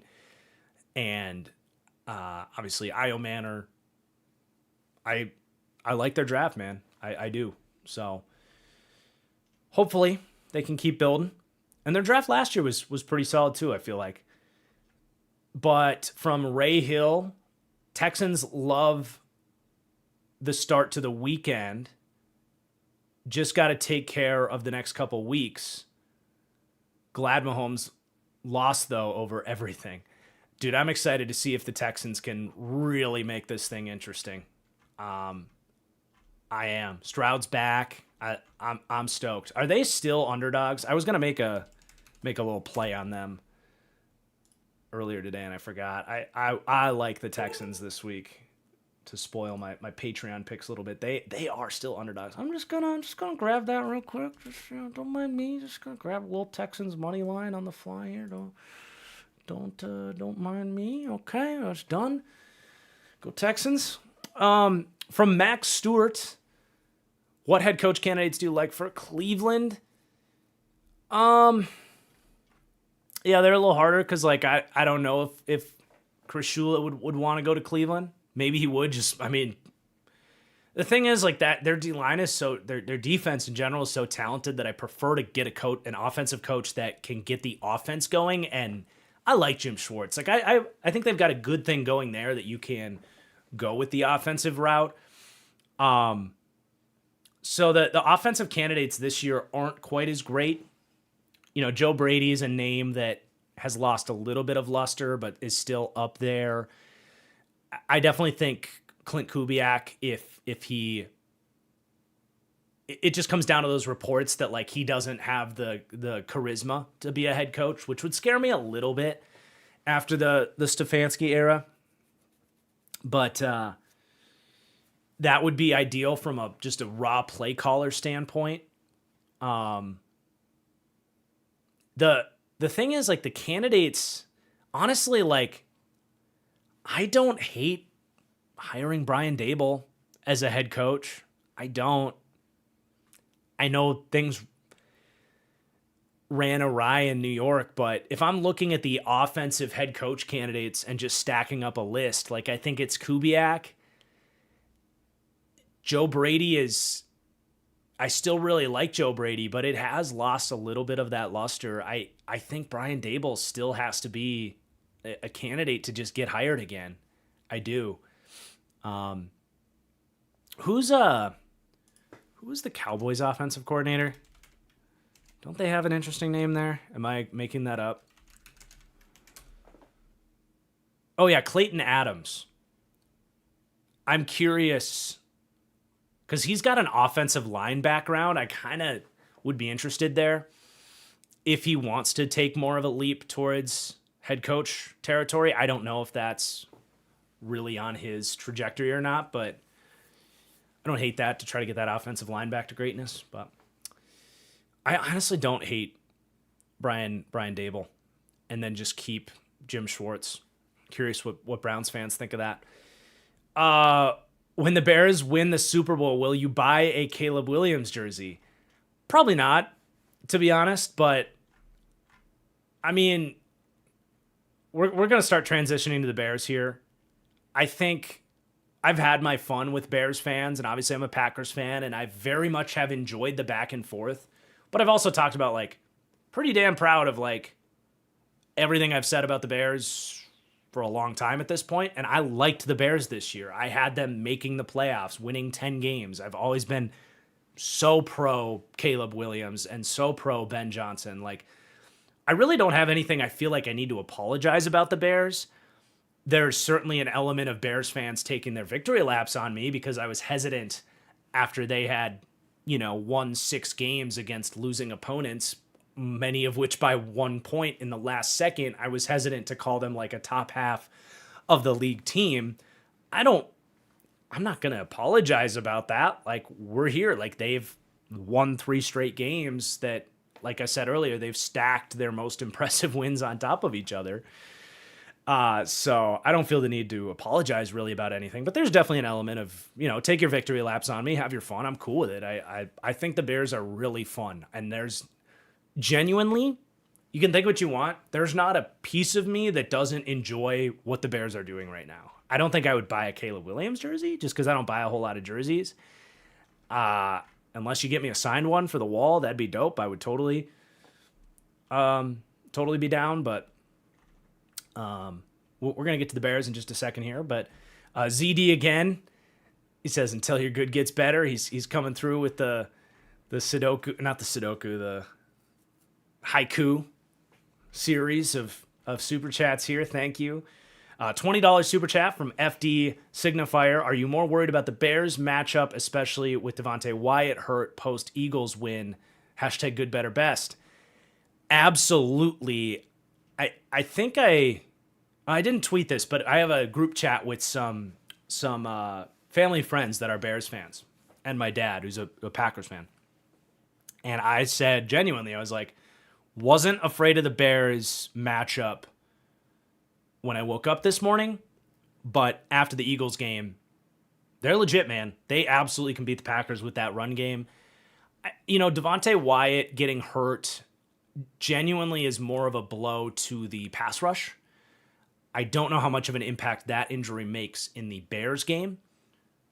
It's obviously, it doesn't help, but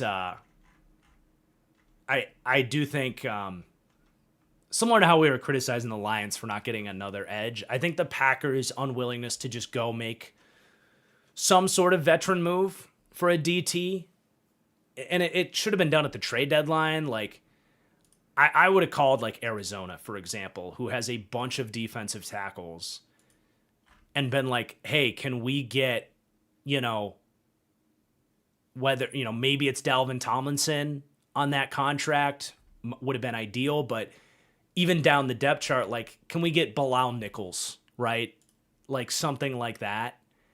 Or look around the league and find a guy, or call the Saints and be like, hey, do you want to give us the Devon Godshaw contract? Something like that to a losing team, and just get somebody in that D tackle group. And I think that could potentially prove to be a vital mistake once they traded away Kenny Clark. All right, we're almost caught up on Super Chats here, and then we'll get to the Bears game. DeLove Doctor again says, fun fact, Leslie Frazier was on the Bills staff when their defense was elite. Guess where he's at now? Seattle. Wow. Good call out there. And then ZD finishes the haiku. And your better gets best. I'm assuming that is the Bears series of Ben Johnson, good, better, best thing. And the post-game press conference or locker room hype show. And then one last super chat from ZD. Thank you, ZD, for a series of fun super chats there. But let's do it. Let's talk about the Bears mollywhopping the Eagles. I mean, honestly, the final score is 24-15. It didn't even feel that close. Like, this was an ass kicking from the very beginning. And it was so clear from that first Bears drive who wanted to play and who didn't. And that really stood out in this game. And it's not like the Eagles don't have talent in their front. That's what's crazy. Like, it's one thing if the Bears came out, and let's say it was the Packers game. It's one thing if they came out and were more physical and dominated the line of scrimmage against a thinner interior, right? And maybe they do that against Green Bay. That's why we're worried.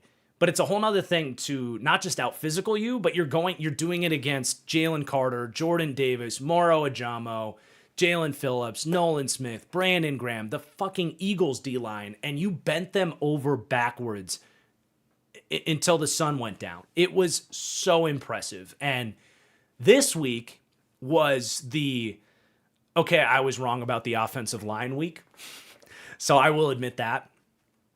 I was obviously very in favor with them going to get Joe Thuney. I thought Dahlman was a decent ad that was probably getting a little bit overhyped. And then I just genuinely didn't like the Jonah Jackson acquisition. I felt like he was more of a replacement level guard based on his tape the last few years that they kind of overpaid contractually to bring in. Dude, it is a working. Obviously Joe Thuney's a stud. We knew that was always going to happen. But Drew Dahlman has taken another step. That Atlanta front office, man, what are you doing? We went through this in our last show, in the how it started versus how it's going show. What are you doing? That was the one draft hit they've had in the last 4 years. And they let him go in free agency, and he gets even better in Chicago. He's settled down as a pretty solid pass blocker. It's probably never going to be his biggest strong suit, but he looks like he's gotten even bigger. And what he's doing as a run blocker, I mean, he's getting up there, man.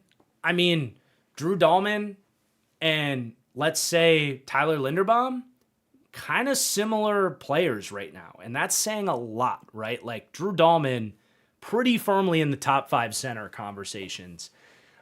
Just a brilliant move. He has been completely weaponized.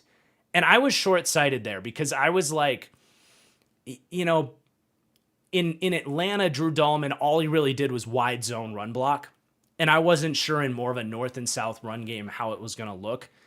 I slept on number one, like I probably undersold how much wide zone they would run. All these teams are running wide zone. It's the most effective run in football, and Ben Johnson knows that. I think the Bears run it like a third of the time. But it's like the screen game and the pin and pull game as well. I just lacked the foresight, one reason or another, for like how big of an impact he would make there.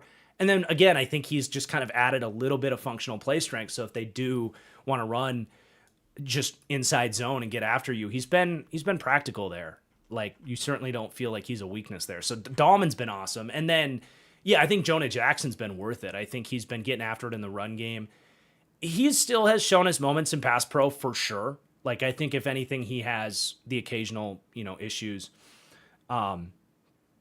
there, but like you make that trade all over again. So they just came out and kicked the Eagles' ass. And credit to DeAndre Swift. That was probably the best DeAndre Swift game I think I've seen. I mean, he's had some explosive moments getting out in space in this system. He's had a good year generally. But this week there was a lot of just like good cutbacks, savvy moves between the tackles, breaking tackles, like physical inside running at times. So Swift deserves a lot of credit. And then, of course, Kyle Monangai, who I loved coming out. He just barely didn't make my top 10 running backs, but I did have we already have our draft guide from earlier here, but I had Monangai was for me a 4th to a 5th round grade, and definitely thought he should have been drafted before the 7th round. That's for sure. But anyway, like he's doing everything he did at Rutgers. He looks great, and it is very much that vision for this run game was the poor man's version of Swift and Montgomery. And I don't think that Monangai is quite as good as Montgomery, and certainly Swift isn't as good as Gibbs, but it's a lot of the same idea, and they're getting clearly the most out of those guys. So honestly, that was the major takeaway this week and on the season. I mean, their run game has been one of the best in the league, and that, when you really think about the Bears offense, it is their run game that is having immense success. Caleb is a little more week to week. This actually wasn't a great Caleb game, and I don't think this game was about Caleb, but it's more about the fact that they can beat the Eagles with Caleb not playing great. I don't think Caleb was bad, but you saw some of the accuracy stuff show up in a very windy game. The pick wasn't really on him. That was just a great play by Jalix Hunt against a screen.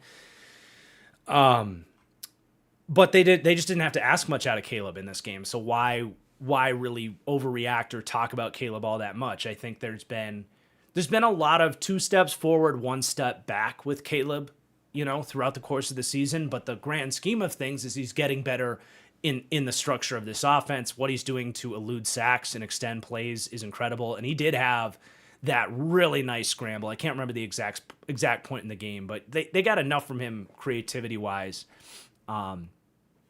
there. So, like, you want to keep seeing the growth from Caleb, but I'm willing to be patient with it, man. Like, they've already, like I said in my last show, the Bears have already had a successful season. As long as you're seeing incremental growth from Caleb and the run game and the Ben Johnson of it all, it just couldn't be any better. I mean, he has been every bit as good as advertised. We talked about he was probably the most highly anticipated head coaching hire that I've seen since I've been doing this. I don't think Kyle Shanahan had quite as much hype coming out of Atlanta. He had a lot of hype, but I don't think he had quite as much as Ben Johnson. And I think Brian Daboll was close, but at least with Daboll, it was like, well, you did have Josh Allen at least, and he helped develop Josh Allen, but there was at least a sense of like, you're coming from having an elite quarterback. Ben Johnson did this with Jared Goff in Detroit. So, and it's not just the play calling, which is unbelievable. The dude's like rallying the locker room, like everything of being a head coach. I mean, this guy, I just can't say enough. Like, he really feels like he might be in the conversation for like who the best coach in the NFL is before too long. Like that doesn't feel like an overstatement to me. And then you've got the defense starting to settle in. I mean, it was good to see Jalen Johnson back out there. Their secondary has settled down, right? They were a huge question mark when Jalen Johnson went down, but you've got Nahshon Wright just keeps making plays, man. I guess he's just Trayvon Diggs. I think I tweeted that, where like, yeah, he's going to get beat, but this dude might force 8 turnovers. And the crazy thing is, like, and it was actually last week, right, where he had that big pick against the Steelers. Was that guarding, or was that the Vikings game where he defended the fade? It might have been all the way back to the Vikings game when I saw it in person. But he's had multiple just like really impressive plays on the ball. But this week, he just gets in there on the tush push and rips the ball out in a big spot. Like, he's just got a nose for the football. Not a flawless coverage player, but like, I don't think it's crazy to say he's just a Trayvon Diggs-esque figure for the Bears. And then Kevin Byard, dude, I thought he was, and I think Bears fans are with, like, how could you not be if you were paying attention? After 3 weeks, man, I thought Kevin Byard had to get benched. I really did. It reminded me of like Marcus Williams in Baltimore last year, early in the year. He's completely turned a corner. Like, he's improved his angles to the ball as a run defender, but his ability on some of these picks, I mean, you're seeing a safety that is just seeing things so well back there. And he's really been one of these safeties that, like, you got to be careful, man. Like, he is going to be lurking, and his ball skills to convert some of these. So even if the Bears, like, linebacker room is all injured, I still don't love their pass rush. They're not the stickiest coverage group, although getting Jalen Johnson back helps, obviously. They're at least frisky at all 3 levels, and then they're very opportunistic. I think you have to be careful when you talk about turnover-heavy defenses, and that was a part of me being hesitant a few weeks ago. But there is a level to, like, certain, when it's the same players, there's a certain level of what those guys are doing that helps get these turnovers. So I'm a little more willing to say that this is a group that can turn the ball over, you know, at least once a week or something like that. They, you know, continuing to do it twice every week, probably still not realistic. Like, it's going to come down at some point. That's just the math and history.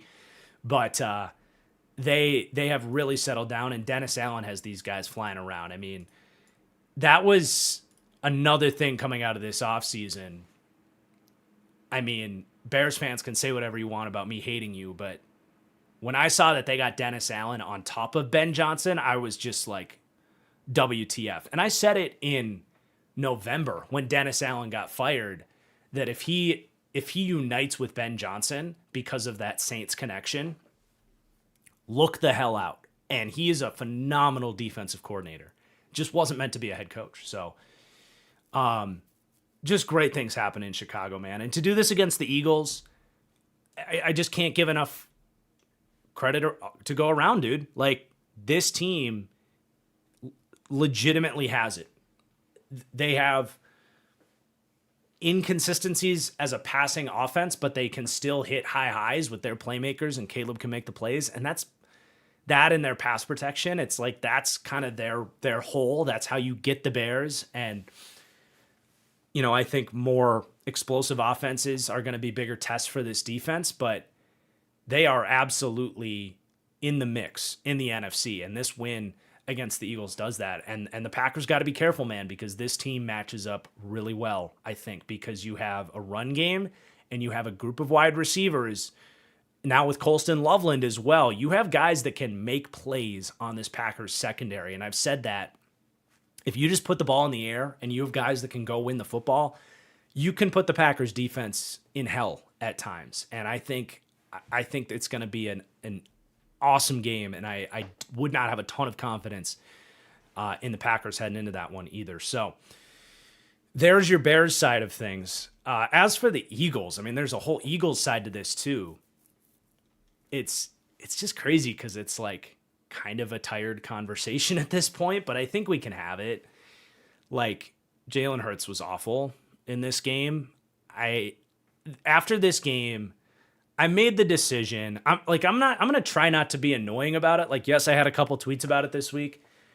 I'm going to try not to do it like every week. And like, I understand that Eagles fans get tired of me kind of spotlighting Hurts more than I do other quarterbacks. I just rebuttal to Eagles fans and say, like, look, there's a reason for that. When you have a player that I think is genuinely overrated and gets way too much credit, it becomes a fascinating conversation. And yes, you're going to talk about that player more than other guys. There's a reason for it. But what I was saying is I've made a conscious decision this week. I'm tired of just being told how biased I am against Jalen Hurts. If you think I am, that's fine. I'm going to let you keep telling me that I'm biased against Jalen Hurts. I'm tired of feeling like I can't talk about it because certain Eagles fans are tired of me bringing it up. But look, dude, he doesn't test tight windows. He doesn't throw over the middle of the field. Look at that third down in a big spot in this game. It's just mesh. He has 2 crossing routes right in front of his face. A.J. Brown is whop. That's what we call whop in the NFL. He's wide ass open. It was either Brown or Smith. It might have been Smith, but he's looking at it, clean pocket, looks at it for like 2 seconds, steps up in the pocket, and then like also throws an inaccurate pass on a 5-yard pass, and then they punt. He has a brutal interception in this game that even if Bayer didn't pick that ball off, it was into like 2.5 defenders. It was not a good read. And then he fumbles the tush push. It was a horrible game from Jalen Hurts. And yeah, he completes the one deep pass to A.J. Brown. That's the classic Hurts play where, okay, he's putting it up there when he gets one-on-one coverage. It's underthrown and inside, and then A.J. Brown just makes an incredible play on the ball. Like, I'm tired of giving Jalen Hurts a bunch of credit for those plays. Look, man, every single time with Jalen Hurts over the last 3 years, you take any piece out of this thing, whether it's great play calling from Shane Steichen leaves, or a tackle gets hurt, or A.J. Brown's not out there. Every single time, to a fault, he turns into a bottom 10 to 12 quarterback in the league. And it doesn't mean he sucks, but he's an incredibly limited player. And I'm also getting a little bit tired of the play calling stuff. When I see plays like that mesh play, perfectly called play, you want intermediate quick throws, they're right there. That's a huge moment in this game. If he just throws to the wide open player underneath in the middle of the field, they keep that drive going and have a chance to win this game. I'm really tired of, we saw it last year where they came out of that 2023 season and they go get Kellen Moore, and it's the whole offseason. It's, we're going to make him our Dak Prescott. We're going to go under center. We're going to turn this into a pro-style offense. We're going to put more on Jalen Hurts' plate. 5 weeks, and I make the video on him. But in those 5 weeks, where they had a couple injuries, right? Like some pieces of the machine had fallen out, but it wasn't enough to be like, oh, he's got nothing to work with. He couldn't run the offense. That's why I made the video. And then just as classic, TFG fashion goes, they, from that point on, turn it back into a high school offense, and they run the ball at a historic clip more than anybody in the league. On that run, there were, I think, like 9 games where Hurts threw the ball less than 20 times. Like, they took the game out of Hurts' hands and said, here's what we're going to do. You're going to throw hitches, you're going to throw go balls, and you're not going to turn the ball over. And that's it. If we punt, we have the best defense in the league. They'll get the ball back, and Saquon's probably going to break one off. That's what happened last year. Yes, he did a good job to adjust to that game plan in a perfect situation. He is not a plus quarterback. He is a passenger on this Eagles team whose contract is becoming more and more of an issue. That's, I think, going to be a serious point of contention here as we look forward. And this team's season's not over. This team is still going to be very hard to beat. I still think they have an outrageous amount of talent thanks to Howie Roseman. But here's the deal with Hurts. When I made that video about him last year. I pointed out, I was like, it's still not the end of the world because of how they structured that contract. It was so tremendously backloaded. Last year, he was only a $13 million cap hit. This year, $22 million. Next year, $32 million. Then we're talking 42, 47. The crazy thing is, half of this contract was voided into 2029, 2030, 2031. So the money is just now arriving. They have, I know it sounds crazy because the extension was a couple years ago. I'm not kidding when I say they have not paid Jalen Hurts a dime yet. Now they have to start doing that. We already saw some of the repercussions of it with the free agency this year, which is part of their issue, right? They couldn't keep Mekhi Becton. They couldn't keep Milton Williams and Josh Sweat, and they're not quite as good. Darius Slay, like they had to let some of those pieces go. Well, you've got a $40 million Jalen Carter extension coming up. Yes, they traded for Jalen Phillips, but he's not going to be cheap if you want to keep him, and then you don't have a third-round pick that you traded for him. Look, Howie's a god, and I know when I made that video that the Eagles have a Jalen Hurts video, for the rest of the year, it aged like the worst milk you've ever drank in your life. I still think a lot of the points that I said a year ago are starting to come to fruition, and we're really seeing it. And this game was a problem. He's had various other games where he played this poorly. There's been some, I don't want to, he's had some good games. I think the second half of the Rams game, he was really good. What was the other one where I ended up giving him a ton of credit? Oh, the Vikings game. He was awesome in the Vikings game, okay?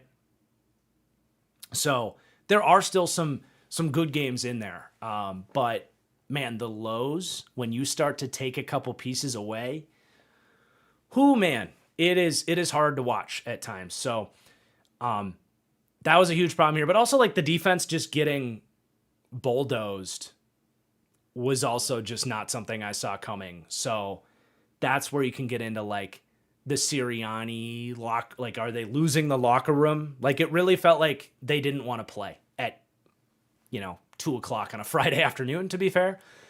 Could have just been that. And they'll be just fine. But the Bears did. The Bears wanted to play. So we'll see how the defense bounces back. But not a good day for the Eagles. And even if they, their schedule's a little easy, they probably get in. I don't know if you can trust this team to put together 4 straight games and repeat what they did last year. They're a very challenging team to beat. They can absolutely still beat anybody because of how good their roster is. But they're very beatable as well at the same time. So they're a little bit more like kind of last year's Chiefs in some ways. Definitely some differences there, but we did it. We got through all the games.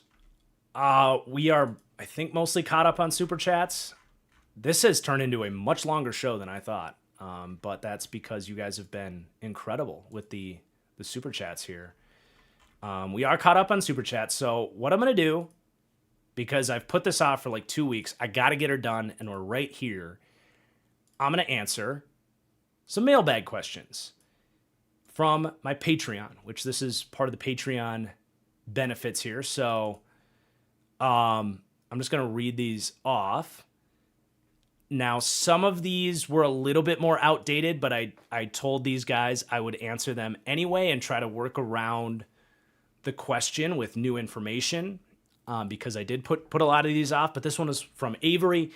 He said, I got a Bears question. I want to know if you had any thoughts regarding the Bears benching Braxton Jones and full-on naming Theo Benedet the new starting left tackle. And since then, their O-line has been better. So some of the added context is that Braxton Jones was also injured, so there's a little bit of murkiness to what's going on with Braxton Jones. But regardless, it feels like Braxton Jones will be headed to free agency, and he's going to be an interesting player to track. Wouldn't be surprised if he signs a 1-year, $15 million deal because he's played at a starting level for the Bears. I don't know what exactly went on there, but Theo Benedet has been a very one-sided player. He has been nothing short of a disaster in pass protection, and You talk about the Bears having an advantage with their run game against the Packers. Well, Micah Parsons lining up against Theo Benedet, not going to be great. Even if the Packers want to move Parsons around and put like Rashawn Gary on Theo Benedet, that could be an issue. But yeah, he's been really bad in pass pro. And Caleb's had to run for his life there, but he has been phenomenal as a run blocker. And that's clearly what Ben Johnson wanted to establish first here.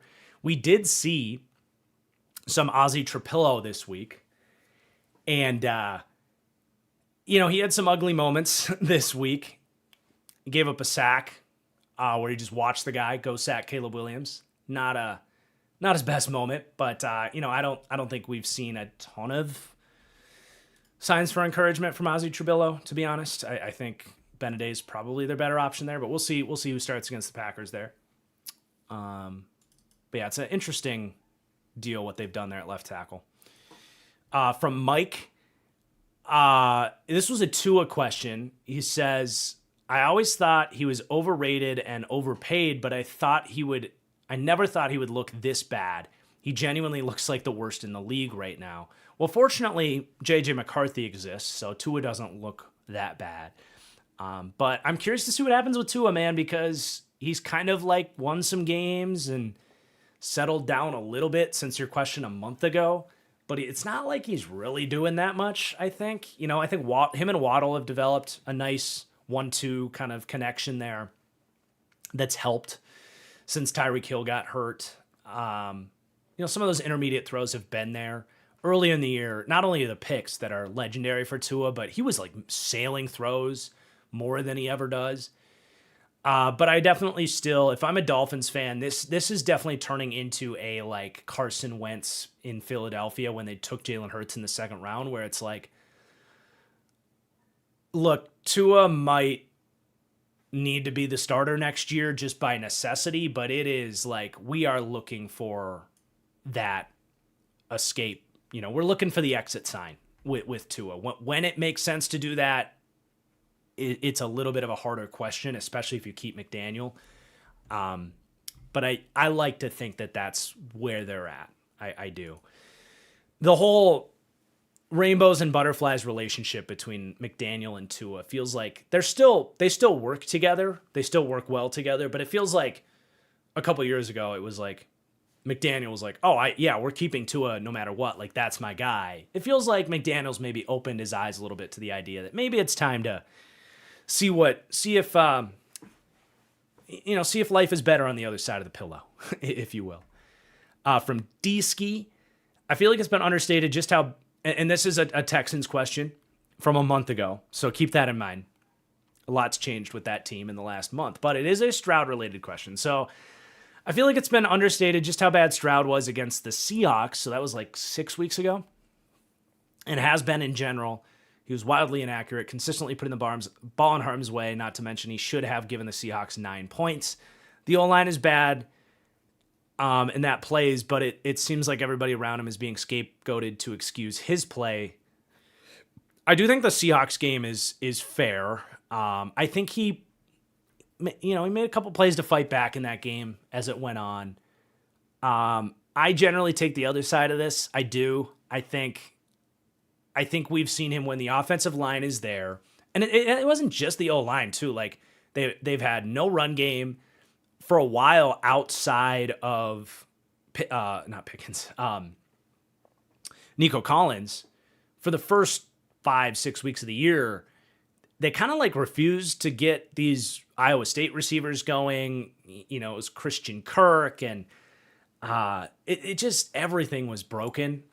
I think everybody needs to just relax on the Stroud thing. I think he was super underrated last year with the post-hype expectations. He didn't live up to his hype, but dude, just go, if you want to just feel better about CJ Stroud, wake up before the game start tomorrow with a Game Pass subscription and just put on the condensed version of their playoff game against the Chiefs.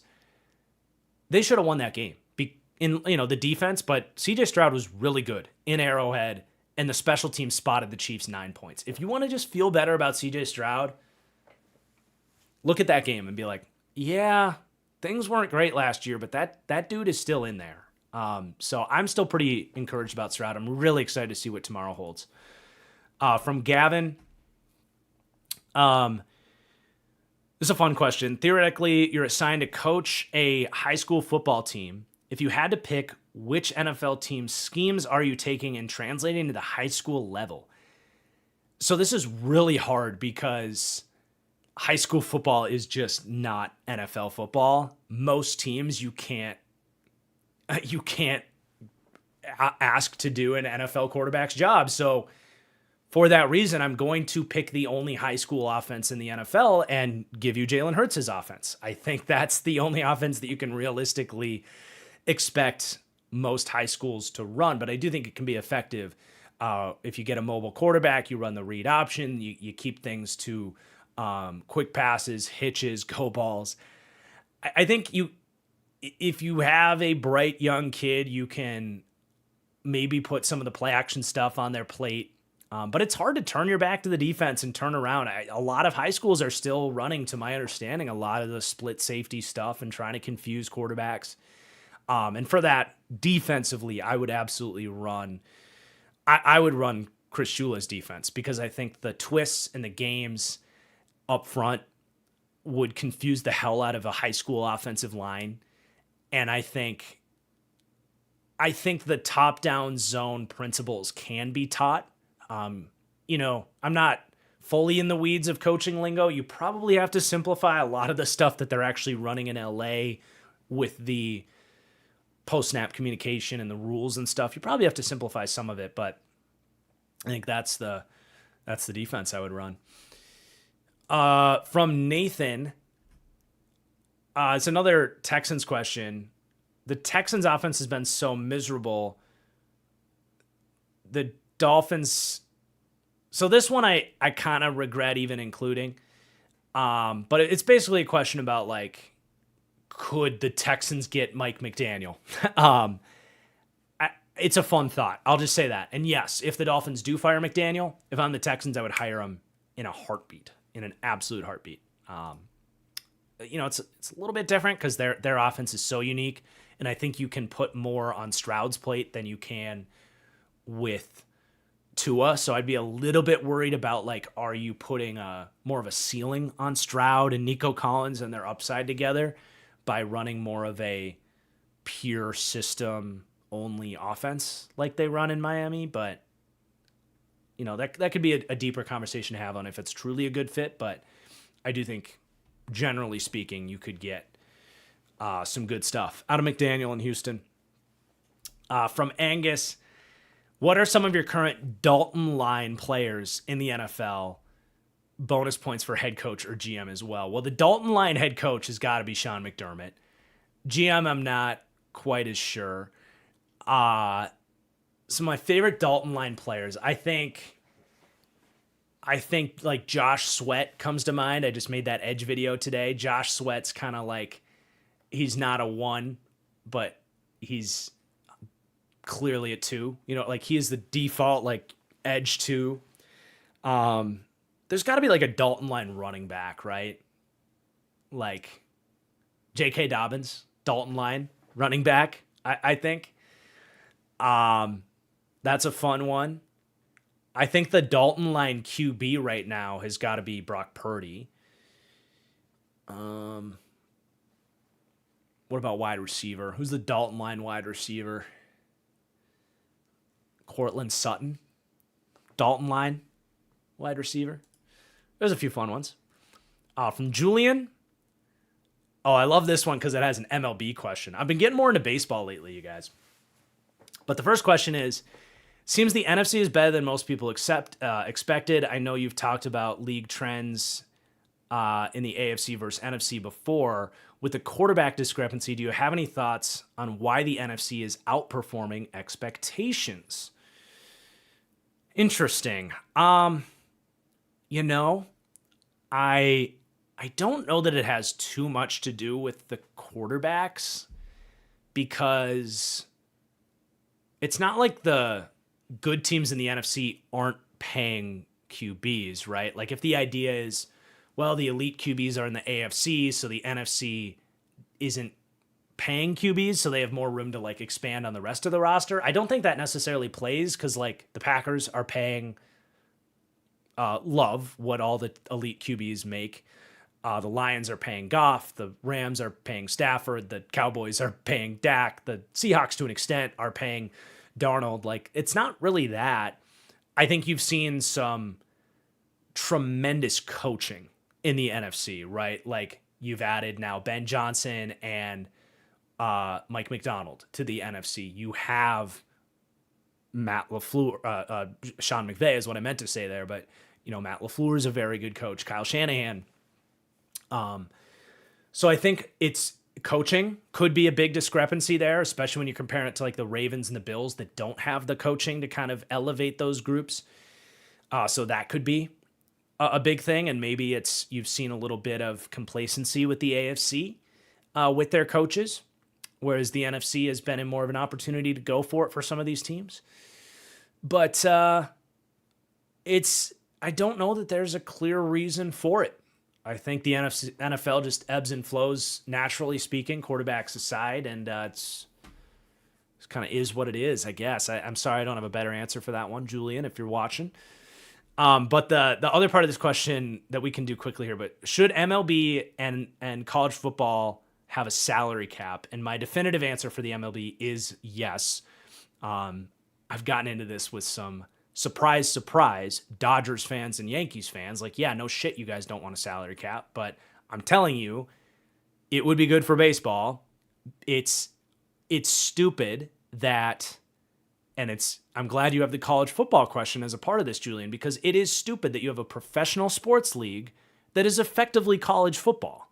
Like, don't call it professional sports if you're going to let a couple of uber rich owners run the league. And people always say like, oh, but like, look at the Brewers. Like, they were competitive, and they say like, oh, the Mets spent a bunch of money and they weren't very good. Like, yeah, there's always going to be outliers, but I think I saw the last 20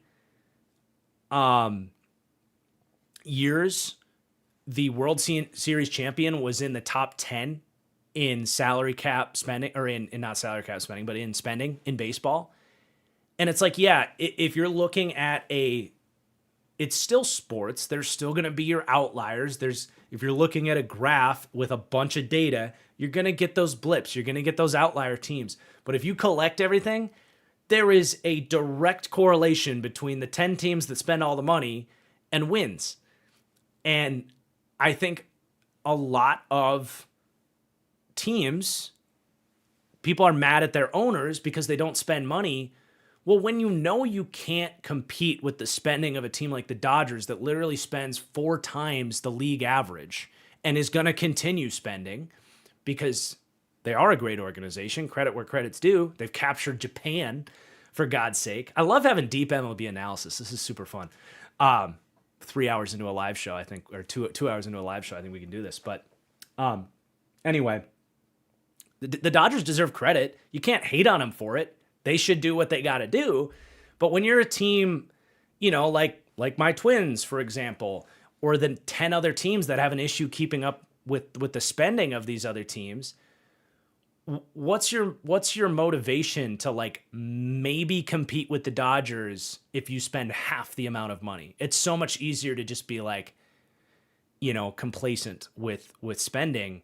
Whereas if they have a salary cap, it would all even out, I think, much better. Now, I know the players don't want it because these contracts are so absurd because it's an open market, and I get that, but it's it's like a third world league. It's just a madhouse. And then it's very similar to college football where it's like, well, yeah, of course the powerhouse programs are going to win every year because they get all the good players. And I think college football is a whole different landscape. I think just the more transparency that college football has, the better. I think someday if there's a even revenue sharing system that could help teams be more competitive with these powerhouse programs, I think, and limiting how much teams like Ohio State and Bama and Georgia are able to spend on their teams. I think that would be healthy for college football. It's just a lot more gray area because it's still so frowned upon, I think, this idea. But I think the quicker we can acknowledge that, yes, it's a college sport, but it's a professional league.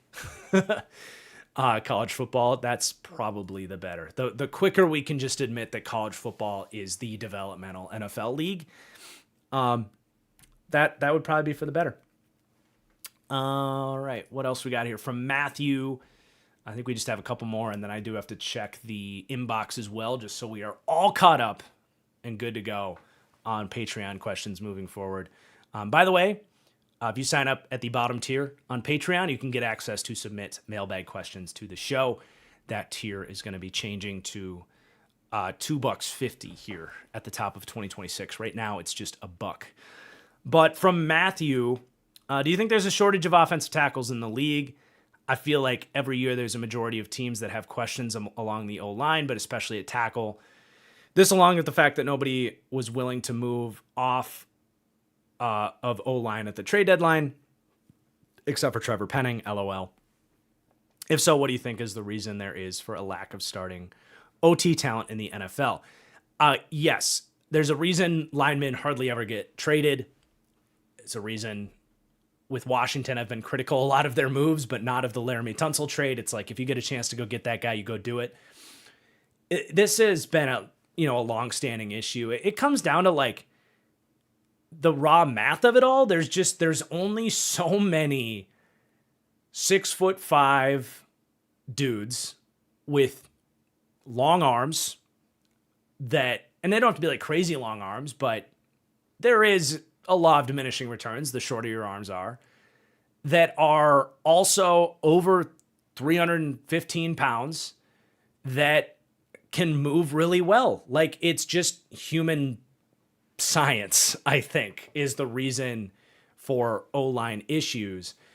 Like, think about the guys that these players have to block. If you've ever sat like front row at an NFL game, or if you've ever gone out to like the Senior Bowl or training camp where you can get a close look at these guys, it's a shock factor when you are close up to the linemen, D-line and O-line. It is a shock factor of like, these guys are aliens. So there's only so many of those guys on planet Earth. And there's a reason we're starting to see a trend of Jordan Mailata kind of gets into the mix. Giovanni Manu for the Lions, like kind of looking overseas a little bit. Like, hey guys, can we see what the rest of the world has to offer? Because we need a certain physical archetype here that the U.S. just, we're not having enough kids out here, I guess. Feed Iowa families, I guess, is the support your farmers if you want more offensive line play, maybe. I don't know. But that's the raw, bottom of the issue there. But I think there's also just only so many great O-line coaches. There's not even enough at the NFL level, let alone college and high school. Like, it's a hard position to play, and you got to be a certain physical build to do it. So it's a pretty simple reason, but I don't think it's really going to change too much is the other thing. And then from Malachi, outside of Brady, Manning, Montana, Rodgers, are the top 4 QBs in the league today playing better than all the QBs in NFL history? So I'm a firm believer that, like, if you don't adjust for era, guys are just better at sports now across the board. Like, if you are just genuinely just watching the tape of Josh Allen, Joe Burrow, Mahomes, Lamar, and you load up the top 3 QBs of the 80s and the 90s and even the early 2000s, before we get into the peak Brady, Manning, Breeze, Rodgers era, where I think the modern passing game especially really woke up. I just don't think you can realistically say that the quarterbacks then are better than the ones now. There's just, the game's changed, the rules have changed, but these are like freak athletes at the QB position that also have just been taught the game from the very beginning. coordinators and offenses have gotten so much more open-minded about like play calling, and you have, I mean, seriously, a big credit to why QB play is better than it's ever been. PFF Ultimate, not PFF grades, but PFF Ultimate. You guys don't understand the power that software brought to coaches and quarterbacks, because now you can, on your flight home, you can watch on the snap of a finger all of a team's third down pressures and get all of these tendencies and you name it, like the analytics and the ability to generate film from the analytics. PFF gets so much crap. There's a reason that all 32 teams pay for PFF. They couldn't live without it. You would not be competitive if you didn't lean into PFF Ultimate. And some of the other tools now that exist, Next Gen Stats and Zoomers get involved in all this. But I know a lot of people haven't experienced PFF Ultimate because it's behind closed doors. I've gotten the luxury of getting to see it and its power at firsthand. It goes a long way towards why quarterbacks, generally speaking, are throwing less picks, attacking the middle of the field, why the play calling why these schemes and these plays spread around the league like wildfire. It's PFF Ultimate. But anyway, that's my take on it. Now, if you dropped these quarterbacks into, from the beginning, from the upbringing that a John Elway had to go through, that Joe Montana had to go through, all those greats, would they have come up and been as good in their era? We will never know. We will just never know. But I do firmly believe that the play on the tape is definitely better than it ever was, but it's not really a fault of the old guys either. All right, from Alan, I get Stafford is playing at an MVP level and deserves to be the MVP favorite, but I just look at Jonathan Taylor, who's having a historic season, and I can't help but feeling that Offensive Player of the Year is too low. What are your thoughts? I hear you. I do. I don't personally have a huge issue with it just because, the quarterback just means that much. I think if you win Offensive Player of the Year, that's still really hard to do when the guys are putting up the numbers they are right now. Like, if JT wins Offensive Player of the Year, he's still going to have to take it from Jackson Smith and Jigba, right? Like, it's not even a guarantee that he wins that. That's still a major accomplishment. And then he's also, he's going to get first team All-Pro, which is a big deal. Like, you got to remember how many players are in the NFL. If you're voted one of the two best players at your position on top of hundreds of players, that's a huge, huge award. So I'm okay with MVP really becoming a quarterback award. I am. I think there will be a day where, we get a down year for QBs and, maybe it is a receiver or a running back that wins it. Although last year it wasn't a down year for QBs, but if Saquon wasn't going to win it last year, I mean, maybe it doesn't ever happen. Maybe I'm wrong. Maybe I'm wrong about that. Maybe we just never get a non-QB MVP. I could also see, like, if Garrett had the year he's having on a real team, Garrett. If Myles Garrett had the year he's having on insert, playoff team here, and it would probably be a better year, to be honest, because I talked about this in the Edge Rush video, but he's in a game script every week where teams run on them more than anybody because the Browns are usually losing, and just in general, that's how you attack them. But if he was on a team that had a winning game script where he's able to tee off more than he does, we might be talking about a 30-sack Myles Garrett season. It might need to be a defensive player that steals the MVP from a QB. I don't know that a running back in today's climate can really do it. All right, that was all the ones I had saved, and then we are truly at the end of this. We still have 250 of you guys here for the live stream. This has been a ton of fun. It's gone a lot longer than I anticipated, but it's been a lot, a much, I don't want to say a better show than I expected, but It's been a great time. Definitely got to do more of these Saturday streams. But I'm clicking through my invoice here from Patreon just to make sure I'm all caught up on questions. I think we do have one here from Dylan. What are some realistic QB options for Minnesota next year, assuming McCarthy doesn't rapidly improve in the last month, / Brosmer doesn't perform a miracle? They won't pick high enough to take a QB in the first round. If they even like any of the guys coming out, their cap situation isn't very flexible. You're right. Which was the whole idea of not bringing Darnold back to begin with. Is it really just some Jacoby Brissett type? Is it an Anthony Richardson trade? Et cetera, et cetera. So I think you threw out some good options. I do think Jacoby, this is the offense he's had success in, generally speaking. It's the Shanahan style, at large offense. And I think Jacoby could be a really smart signing for Minnesota. We want these immediate fixes at QB. Sometimes if you're realistic about where you're at, that's just not realistic. And you got to just make the best decision. And there's a very real world where Jacoby is that, but there's also a world where the Cardinals bring Jacoby back, right? It's a very realistic world. So I do like the idea of a Kyler Murray trade. I do. I think he would play well in Minnesota. I don't know that it's a perfect fit because Kevin O'Connell, his biggest flaw is probably, and we saw a flash of this with the Josh Dobbs when he stepped in, but for the most part, he hasn't shown a lot of creativity with the run game. And I think if you're going to go for Kyler, you want it to be some form of like the Bills offense or the Eagles offense where it's more shotgun, read option, like really leaning into what he can do as a runner. Because otherwise, I just don't think you're getting the most out of Kyler.